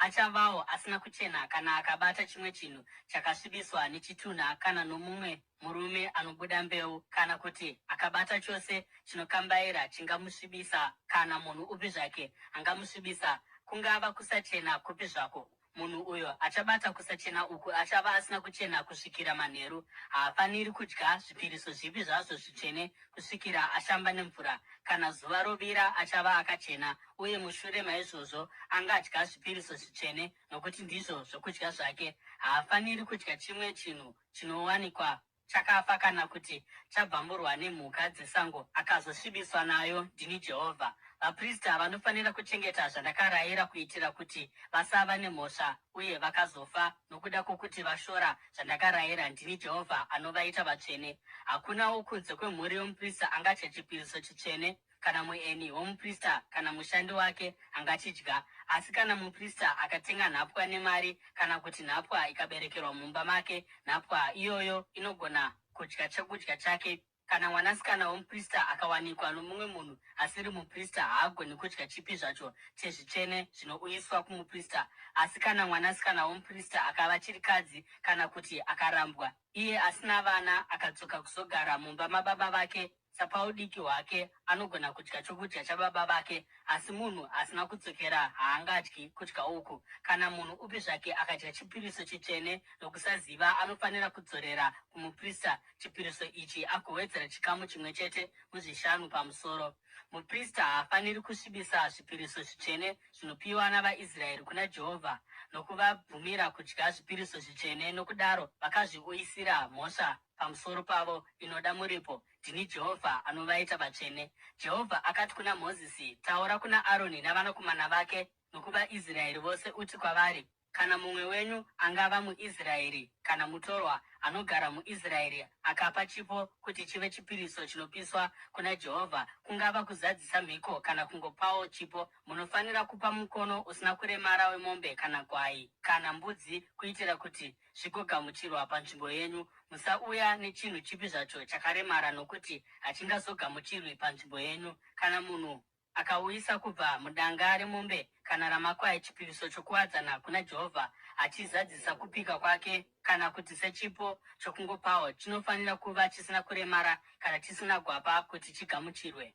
Musapa kuna Jehovha zvakapofumara, zvakakuvara kana zvakaremara, kana chinhu chine mhezi kana chine maronda anopararira. Musaisa chipi zvacho chezvinhu izvi paaritari sechipiriso chinoitirwa Jehovha nomoto. Munogona kupa zvakadaro sechipo chokungopawo nzombe kana gwai rakaremara kana zvine mitezo yakarebesa kana yakapfupikisa, asi hazvigamuchirwi pakuzadzisa mhiko.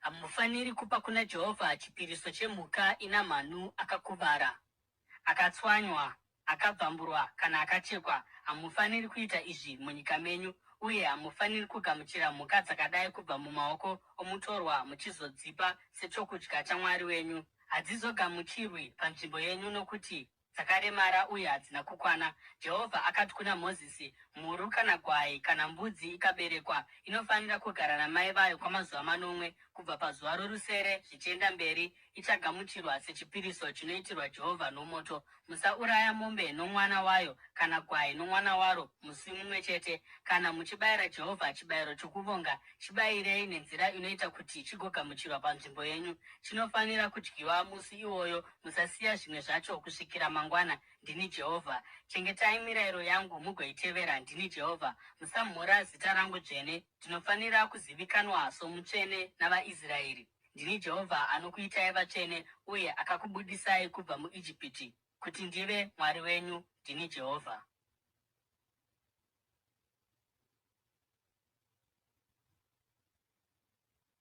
Levhitiko chitsauko 23. Jehovha akati kuna Mozisi, taura kuvaIsraeri uti kwavari, iyi ndiyo mitambo yangu yandakatara, mitambo yakatarwa yaJehovha yamunofanira kudaidzira seungano tsvene.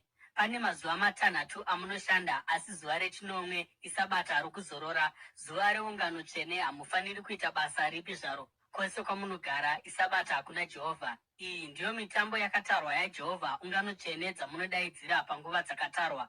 Pasika yaJehovha inotanga madekwana pazuva re14 romwedzi wokutanga, pazuva re15 romwedzi iwoyo.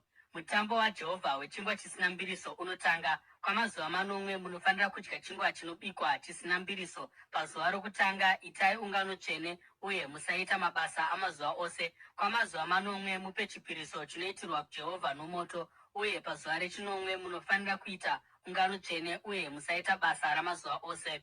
Jehovha akati kuna Mozisi, taura kuvaIsraeri uti kwavari, kana mapinda munyika yandichakupai makakohwa gohwo rayo, uyai kumuprista nechisote chezviyo zvamunotanga kukohwa. Anofanira kuninira chisote pamberi paJehovha kuti chigamuchirwe panzvimbo penyu. Muprista anofanira kuchininira pazuva rinotevera Sabata. Pazuva ramunoninira chisote munofanira kubayira sechipiriso chinopiswa kuna Jehovha gwayana rine gore rimwe chete risina kuremara, pamwe chete nechipiriso chacho chezviyo chinokwana zvikamu 2 kubva mu10 zveefa zvoupfu hwakatsetseka hwakasanganiswa namafuta, chipiriso chinoitirwa Jehovha nomoto, chinonhuhwira zvinofadza, nechipiriso chacho chokunwa chikamu 1 chete kubva muzvina zvehini rewaini. Hamufaniri kudya chingwa chipi zvacho, kana zviyo zvakakangwa, kana zviyo zvitsva, kusvikira zuva chairo ramunouya nechipiriso ichi kuna Mwari wenyu. Uyu unofanira kuva murayiro unogara nokusingaperi kuzvizvarwa zvichatevera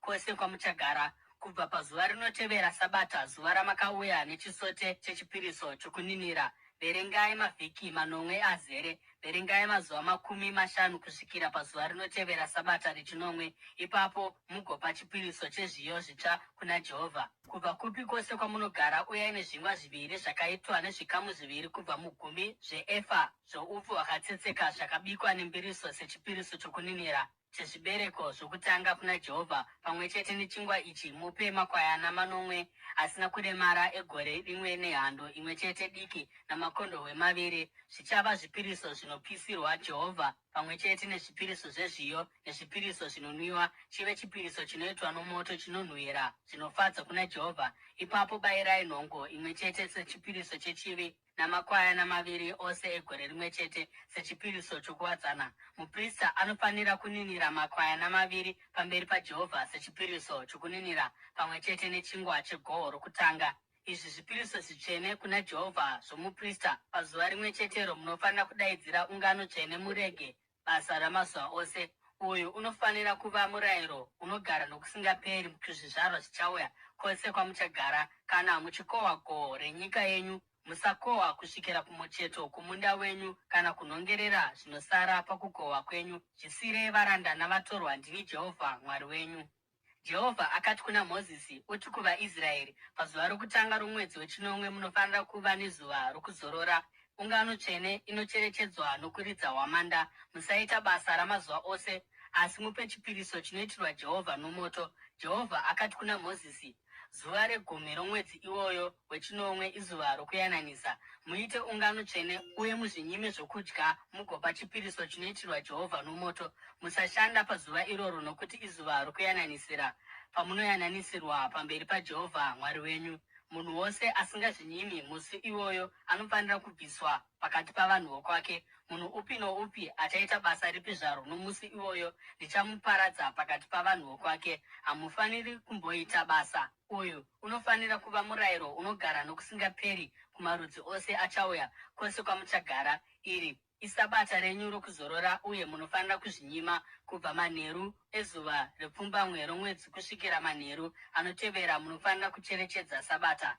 Jehovha akati kuna Mozisi, uti kuvaIsraeri, pazuva re15 romwedzi wechinomwe, mutambo waJehovha wamatumba unotanga uye uchapedza mazuva 8. Zuva rokutanga iungano tsvene, musaita basa ramazuva ose. Kwamazuva 8 mupe kuna Jehovha zvipiriso zvinoitwa nomoto, uye pazuva iroro muite ungano tsvene mugopa chipiriso chinoitirwa Jehovha nomoto. Iyi ndiyo ungano yokupedzisira, musaita basa ramazuva ose. Iyi ndiyo mitambo yaJehovha yakatarwa yamunofanira kuparidzira ungano tsvene kuti dziuye nezvipiriso zvinoitirwa Jehovha nomoto, nezvipiriso zvinopiswa uye nezvinopiswa zvezviyo, zvibayiro nezvipiriso zvokunwa zvinodiwa mazuva ose. Zvipiriso izvi zvinowedzerwa pamusoro pezviya zvamasabata aJehovha uye pamusoro pezvipo zvenyu nezvose zvamakapikira nezvipiriso zvose zvokupa nokuzvisarudzira zvamunopa kuna Jehovha. Zvino kutanga pazuva re15 romwedzi wechinomwe, mushure mokunge mapedza kukohwa zvirimwa zvenyika, muite mutambo wokupemberera kuna Jehovha kwamazuva 8. Zuva rokutanga izuva rokuzorora uye zuva rorusere izuva rokuzororawo. Pazuva rokutanga munofanira kutsara michero yakanakisisa yemiti nemichero yemichindwe namatavi ana mashizha akawanda nemikonachando, uye mugofara pamberi paJehovha Mwari wenyu kwamazuva 8. Munofanira kuitira Jehovha mutambo uyu kwamazuva 8 gore negore. Uyu unofanira kuva murayiro unogara nokusingaperi kuzvizvarwa zvichauya. Muupemberere mumwedzi wechinomwe. Garai mumatumba kwamazuva 8. Zvizvarwa zvose zvavaIsraeri zvinofanira kugara mumatumba, kuitira kuti zvizvarwa zvenyu zvigoziva kuti ndakaita kuti vaIsraeri vagare mumatumba pandakavabudisa kubva muIjipiti. Ndini Jehovha Mwari wenyu. Saka Mozisi akazivisa kuvaIsraeri mitambo yakatarwa yaJehovha.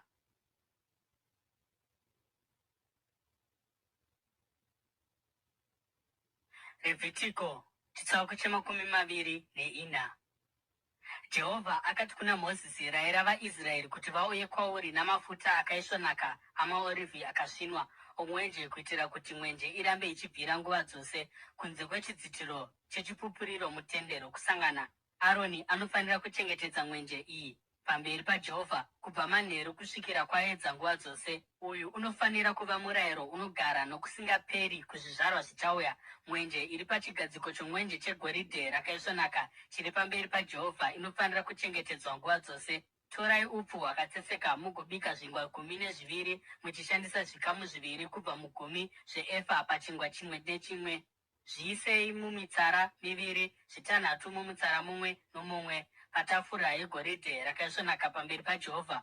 Pamutsetse mumwe nomumwe isai zvinonhuhwira zvive chirangaridzo chinomirira chingwa, uye zvive chipiriso chinoitirwa Jehovha nomoto. Chingwa ichi chinofanira kuiswa pamberi paJehovha nguva nenguva, sabata nesabata, zvakamirira vaIsraeri sesungano inogara nokusingaperi. NdechaAroni navanakomana vake, vanofanira kuchidyira munzvimbo tsvene, nokuti ichi chikamu chitsvene-tsvene chezvipiriso zvavo zvenguva nenguva zvinoitirwa Jehovha nomoto. Zvino mwanakomana wavamwe mai vechiIsraeri uye baba vake vari vechiIjipiti akafamba pakati pavana vaIsraeri, uye mwanakomana womukadzi muIsraeri akarwa nomurume muIsraeri mumusasa. Mwanakomana womukadzi muIsraeri akatuka zita raJehovha nechituko. Naizvozvo vakauya naye kuna Mozisi. Zita ramai vake rainzi Sheromiti, mwanasikana waDhibhiri worudzi rwaDhani. Vakamuisa mutorongo kusvikira kuda kwaJehovha kwaiswa pachena kwavari. Ipapo Jehovha akati kuna Mozisi, tora mutuki uende naye kunze kumusasa. Vose vakamunzwa vanofanira kuisa maoko avo pamusoro wake, uye ungano yose inofanira kumutaka namabwe. Uti kuvaIsraeri, kana munhu upi zvake akatuka Mwari wake achava nemhosva. Ani naani anotuka zita raJehovha anofanira kuurayiwa. Ungano yose inofanira kumutaka namabwe. Kunyange ari mutorwa kana chizvarwa chenyu akatuka zita raJehovha anofanira kuurayiwa. Ani naani anouraya munhu anofanira kuurayiwa.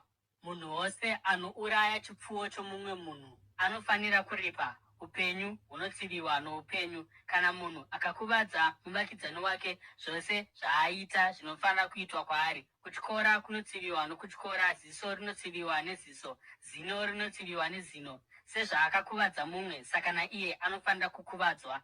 Ani naani anouraya mhuka anofanira kuripa, asi ani naani anouraya munhu anofanira kuurayiwa. Munofanira kuva nomutemo mumwe chete pamutorwa napachizvarwa chemo. Ndini Jehovha Mwari wenyu. Ipapo Mozisi akataura navaIsraeri, vakatora mutuki vakaenda naye kunze kwomusasa, vakamutaka namabwe akafa. VaIsraeri vakaita sezvakarayirwa Mozisi naJehovha.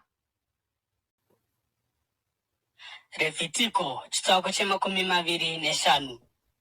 Jehovha akati kuna Mozisi pagomo reSinai, taura kuvaIsraeri uti kwavari, kana mapinda munyika yandichakupai, nyika pachayo inofanira kucherechedza sabata kuna Jehovha.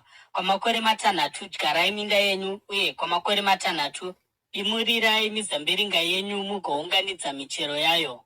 Asi mugore rechinomwe nyika inofanira kuva nesabata rokuzorora, sabata kuna Jehovha. Musadyara minda yenyu kana kudimurira Kwamakore matanhatu dyarai minda yenyu, uye kwamakore matanhatu dimurirai mizambiringa yenyu, mugounganidza michero yayo. Asi mugore rechinomwe nyika inofanira kuva nesabata rokuzorora, sabata kuna Jehovha. Musadyara minda yenyu kana kudimurira mizambiringa yenyu.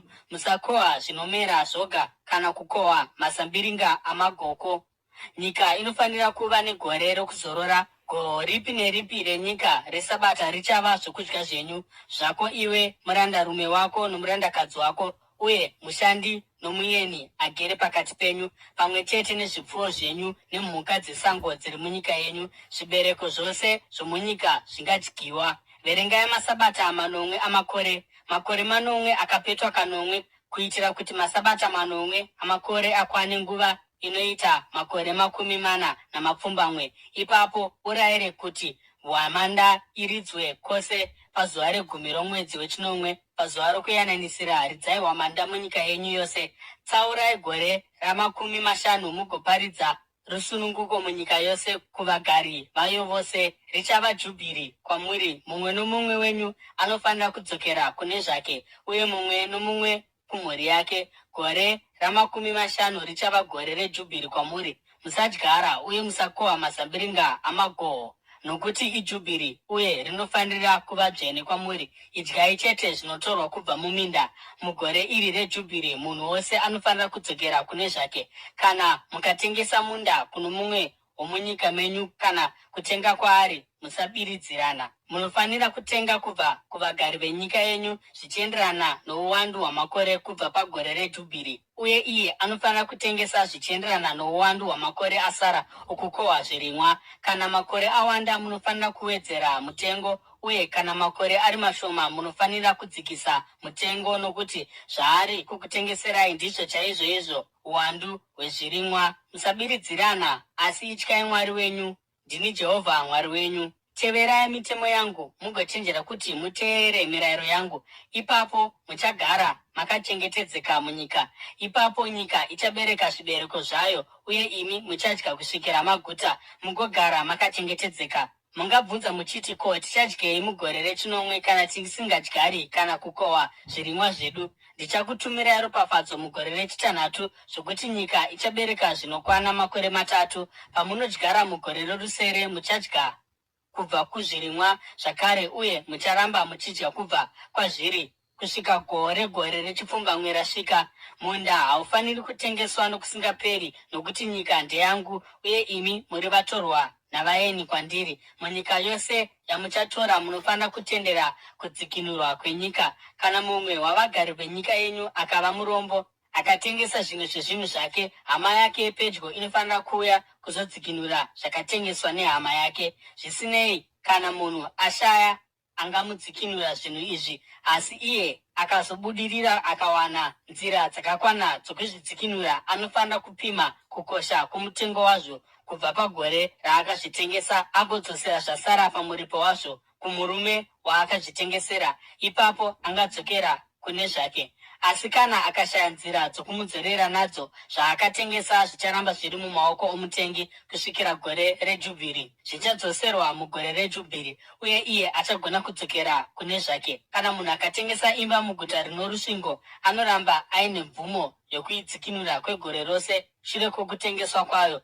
Munguva iyoyo anogona kuidzikinura. Kana isina kudzikinurwa gore risati rapfuura, imba iri muguta rino rusvingo ichava wakatenga nezvizvarwa zvake nokusingaperi. Haifaniri kudzorerwa paJubhiri, asi dzimba dziri mumisha isina kukomberedzwa namasvingo dzinofanira kuonekwa sesango, dzinogona kudzikinurwa uye dzinofanira kudzoserwa muJubhiri. VaRevhi vane mvumo nguva dzose yokudzikinura dzimba dzavo mumaguta avaRevhi anova avo. Naizvozvo zvinhu zvavaRevhi zvinogona kudzikinurwa, zvichireva kuti imba inotengeswa muguta ravo ripi neripi inofanira kudzoserwa muJubhiri, nokuti dzimba dziri mumaguta avaRevhi zvinhu zvavo pakati pavaIsraeri. Asi mafuro amaguta avo haafaniri kutengeswa, inhaka yavo inogara nokusingaperi.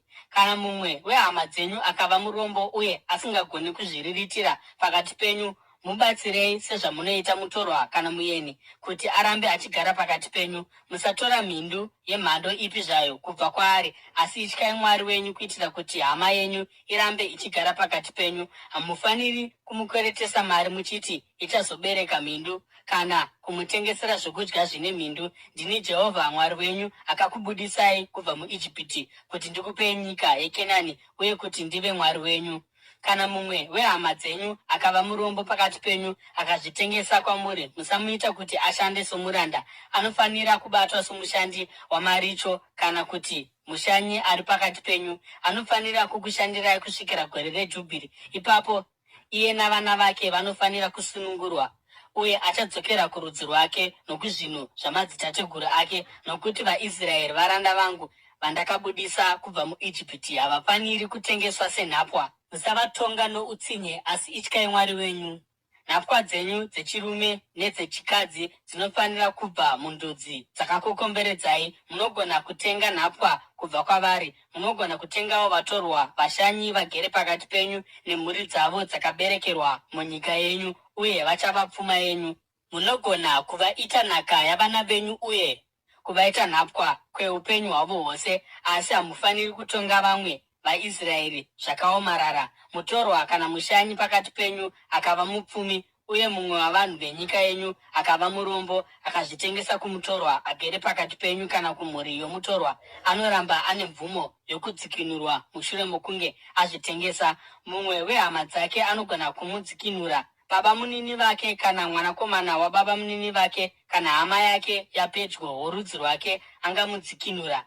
Iye neanomutenga vanofanira kuverenga nguva kubva pagore raakazvitengesa kusvikira pagore reJubhiri. Mutengo wokusunungurwa kwake unofanira kuenzaniswa nemari inoripwa mushandi wemaricho kwamakore iwayo. Kana kuchine makore akawanda asara, anofanira kuripira rudzikinuro rwake chikamu chikuru chemari yaakaripirwa. Kana kwasara makore mashoma shoma gore reJubhiri risati rasvika, anofanira kurangana naye agodzosera mari yorudzikinuro rwake zvichienzaniswa namakore ake. Anofanira kubatwa somushandi wemaricho gore rimwe nerimwe. Munofanira kuona kuti tenzi wake haamutongi zvakaomarara, kunyange zvake asina kudzikinurwa neimwe yenzira idzi. Iye navana vake vanofanira kusunungurwa mugore reJubhiri, nokuti vaIsraeri ndevangu savaranda vangu, varanda vangu vandakabudisa kubva muIjipiti. Ndini Jehovha Mwari wenyu.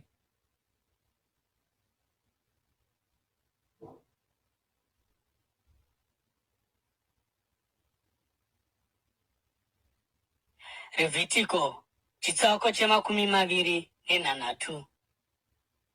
Musaita zvifananidzo kana kumisa chifananidzo kana ibwe rinoera kwamuri, uye musaisa dombo rakavezwa munyika yenyu kuti mukotamire pamberi paro. Ndini Jehovha Mwari wenyu. Chengetai masabata angu uye muremekedze nzvimbo yangu tsvene. Ndini Jehovha. Kana mukatevera mitemo yangu uye mukachenjerera kuti muteerere mirayiro yangu, ndichakutumirai mvura nenguva yayo, uye ivhu richabereka zvirimwa zvaro, uye miti yesango ichabereka michero yayo. Kupura kwenyu kuchasvika pakukohwa mazambiringa, uye kukohwa mazambiringa kuchasvika pakudyara, uye muchadya zvose zvamunoda, uye mugogara makachengetedzeka munyika menyu.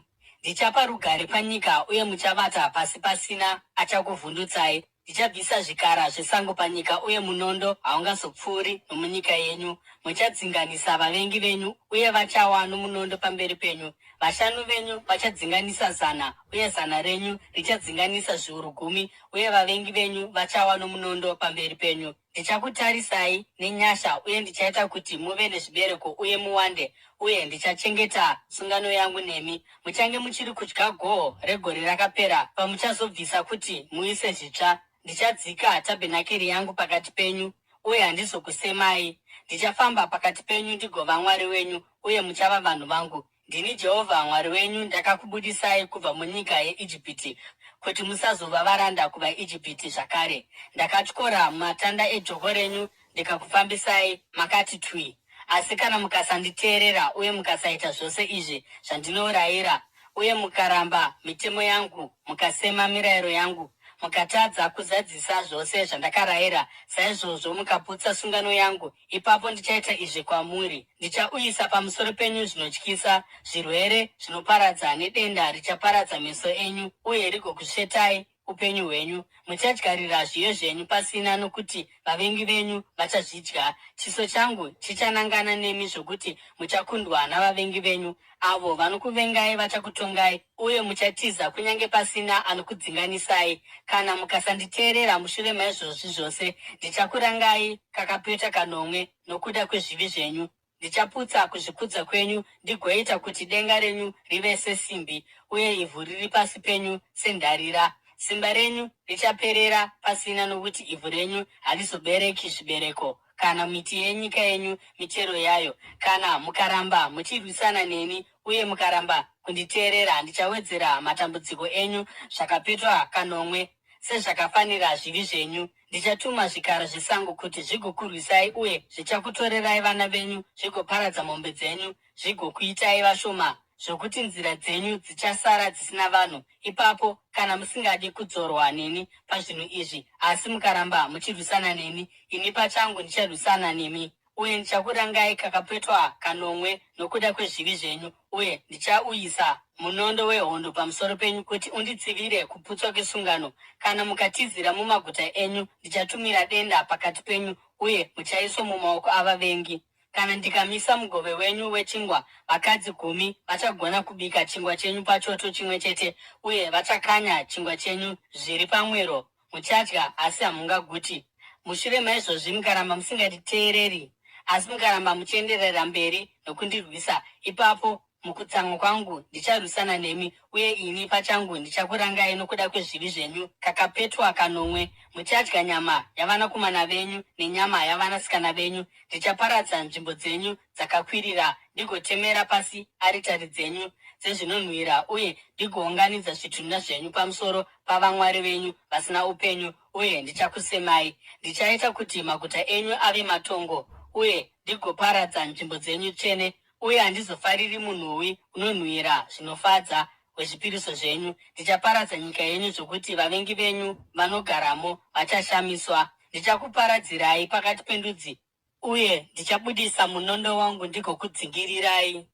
Nyika yenyu ichaparara, uye maguta enyu achava matongo. Ipapo nyika ichafarira makore ayo esabata panguva yose yokuparadzwa kwayo, pamunenge muri munyika yavavengi venyu. Ipapo nyika ichazorora igofadzwa namasabata ayo. Panguva yose yokuparadzwa kwayo, nyika ichava nezororo rakashayiwa pamasabata, panguva yamakararama mairi. Kana vari vamwe venyu vanosara, ndichaita kuti hana dzavo dzidzare nokutya munyika dzavavengi vavo, zvokuti kurira kweshizha rinopeperetswa nemhepo kuchaita kuti vatize. Vachamhanya vachiwirana sokunge vari kutiza munondo, vachawa kunyange pasina ari kuvadzinganisa. Vachabonderana sokunge vanotiza munondo, kunyange pasina anovadzinganisa. Saka hamuzogoni kumira pamberi pavavengi venyu. Muchaparara pakati pendudzi. Nyika yavavengi venyu ichakuparadzai, asi pakati penyu vachasara vachaonda munyika dzavavengi vavo nokuda kwezvivi zvavo, uye vachaonda nokuda kwezvivi zvamadzibaba avo. Asi kana vakareurura zvivi zvavo nezvivi zvamadzibaba avo, kundimukira kwavo noruvengo rwavo kwandiri zvakaita kuti ndivarwise kusvikira ndavaendesa kunyika yavavengi vavo, ipapo kana mwoyo yavo isina kudzingiswa yaninipiswa varipira zvivi zvavo, ndicharangarira sungano yangu naJakobho, nesungano yangu naIsaka, uye nesungano yangu naAbhurahama. Uye ndicharangarira nyika iyi, nokuti nyika yavachasiya icharamba ichifarira masabata ayo, kunyange yaparadzwa saizvozvo wasimo. Vacharipira zvivi zvavo nokuti vakaramba mirayiro yangu, vakasema mitemo yangu. Asi kunyange zvakadaro, kana vari munyika yavavengi vavo, handizovarambi kana kuvasema kuti ndivaparadze zvachose, ndichiputsa sungano yangu navo. Ndini Jehovha Mwari wavo, asi nokuda kwavo ndicharangarira sungano yandakaita namadzitateguru avo vandakabudisa kubva muIjipiti, pamberi pendudzi dzose, kuti ndive Mwari wavo. Ndini Jehovha. Iyi ndiyo mitemo, mirayiro nezvakatemwa zvakamiswa naJehovha pagomo reSinai pakati pake navaIsraeri kubudikidza naMozisi.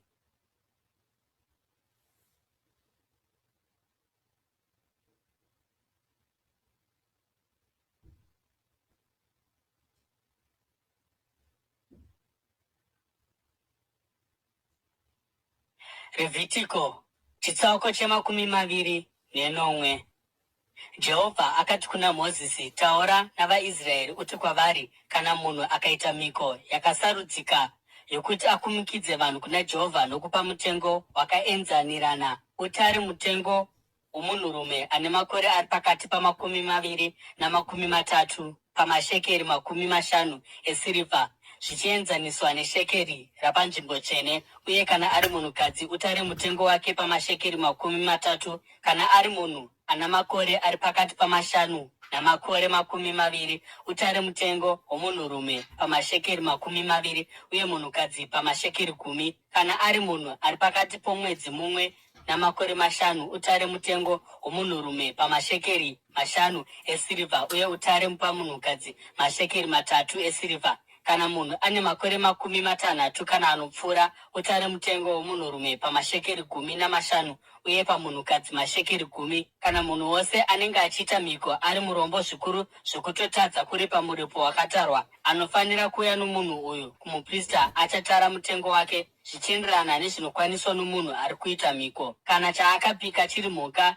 inogamuchirika sechipiriso kuna Jehovha, mhuka yakadai inopiwa kuna Jehovha ichava tsvene. Haafaniri kuchitsinhanisa kana kuisa chakanaka panzvimbo yechakaipa, kana chakaipa panzvimbo yechakanaka. Kana akaisa mhuka pachinzvimbo cheimwe, dzose dziri mbiri neyatsinhanisa dzichava tsvene. Kana chaakapika chiri mhuka isina kuchena, iyo isingagamuchiriki sechipiriso kuna Jehovha, mhuka iyi inofanira kupiwa kumuprista, uyo achatara kukosha kwayo kuti yakanaka kana kuti yakaipa. Mutengo upi noupi uchatemwa nomuprista ndiwo uchave mutengo wayo. Kana muridzi achida kudzikinura mhuka iyi, anofanira kupamhidzira chikamu chimwe chete muzvishanu pamutengo wayo. Kana munhu akakumikidza imba yake sechinhu chitsvene kuna Jehovha, muprista achatara kukosha kwayo kuti yakanaka here kana kuti yakaipa. Mutengo upi noupi uchatemwa nomuprista ndiwo ucharamba uripo.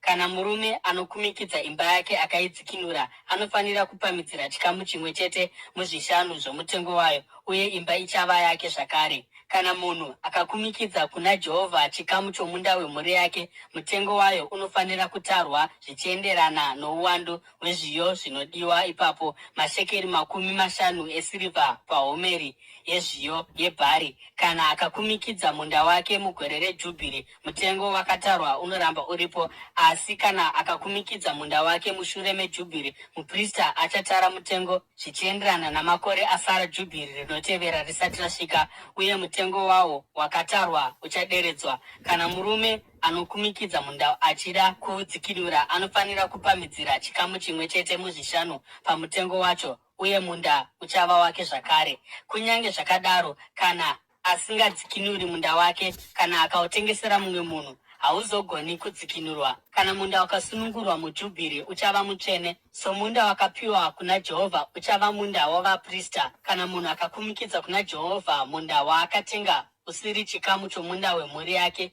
muprista achatara mutengo wawo kusvikira mugore reJubhiri, uye munhu uyu anofanira kuripa mutengo wawo musi iwoyo sechinhu chitsvene kuna Jehovha. Mugore reJubhiri munda uchadzokera kumunhu waakatengeserana naye, uyo aiva muridzi womunda. Mutengo wose unofanira kutarwa zvichienderana neshekeri repanzvimbo tsvene, 20 amagera pashekeri rimwe. Zvisinei hazvo, hapana munhu angakumikidza dangwe remhuka, sezvo dangwe ragara riri raJehovha kare. Ingava mombe kana gwai, ndezvaJehovha. Kana riri imwe yemhuka dzisina kuchena, anogona kuidzikinura nomutengo wayo wakatarwa, achipamhidzira chikamu chimwe chete muzvishanu pamutengo wayo. Kana isina kudzikinurwa, inofanira kutengeswa nomutengo wayo wakatarwa. Asi hakuna chinhu chomunhu chinopiwa kuna Jehovha, angava munhu kana mhuka kana munda wemhuri, chinogona kutengeswa kana kudzikinurwa. Chinhu chose chinopiwa saizvozvo chinova chitsvene kwazvo kuna Jehovha. Hakuna munhu anopiwa kuti aparadzwe angadzikinurwa, anofanira kuurayiwa. Chegumi chezvinhu zvose zvinobva mumunda, zvingava zviyo zvinobva muvhu kana michero yemiti, ndezvaJehovha, zvitsvene kuna Jehovha. Kana munhu akadzikinura chimwe chinhu pazvegumi zvake, anofanira kupamhidzira chikamu chimwe chete muzvishanu pamutengo wacho. chegumi chose chemombe namakwai, mhuka yose yegumi inopfuura napasi petsvimbo yomufudzi ichava tsvene kuna Jehovha. Haafaniri kusarudza zvakanaka kubva mune zvakaipa kana kuzvitsinhanisa. Kana akazvitsinhanisa, mhuka dzose dziri mbiri, yatsiviwa neyatsiva, dzichava tsvene uye hadzigoni kudzikinurwa. Iyi ndiyo mirayiro yavaIsraeri yakapiwa Mozisi naJehovha pagomo reSinai.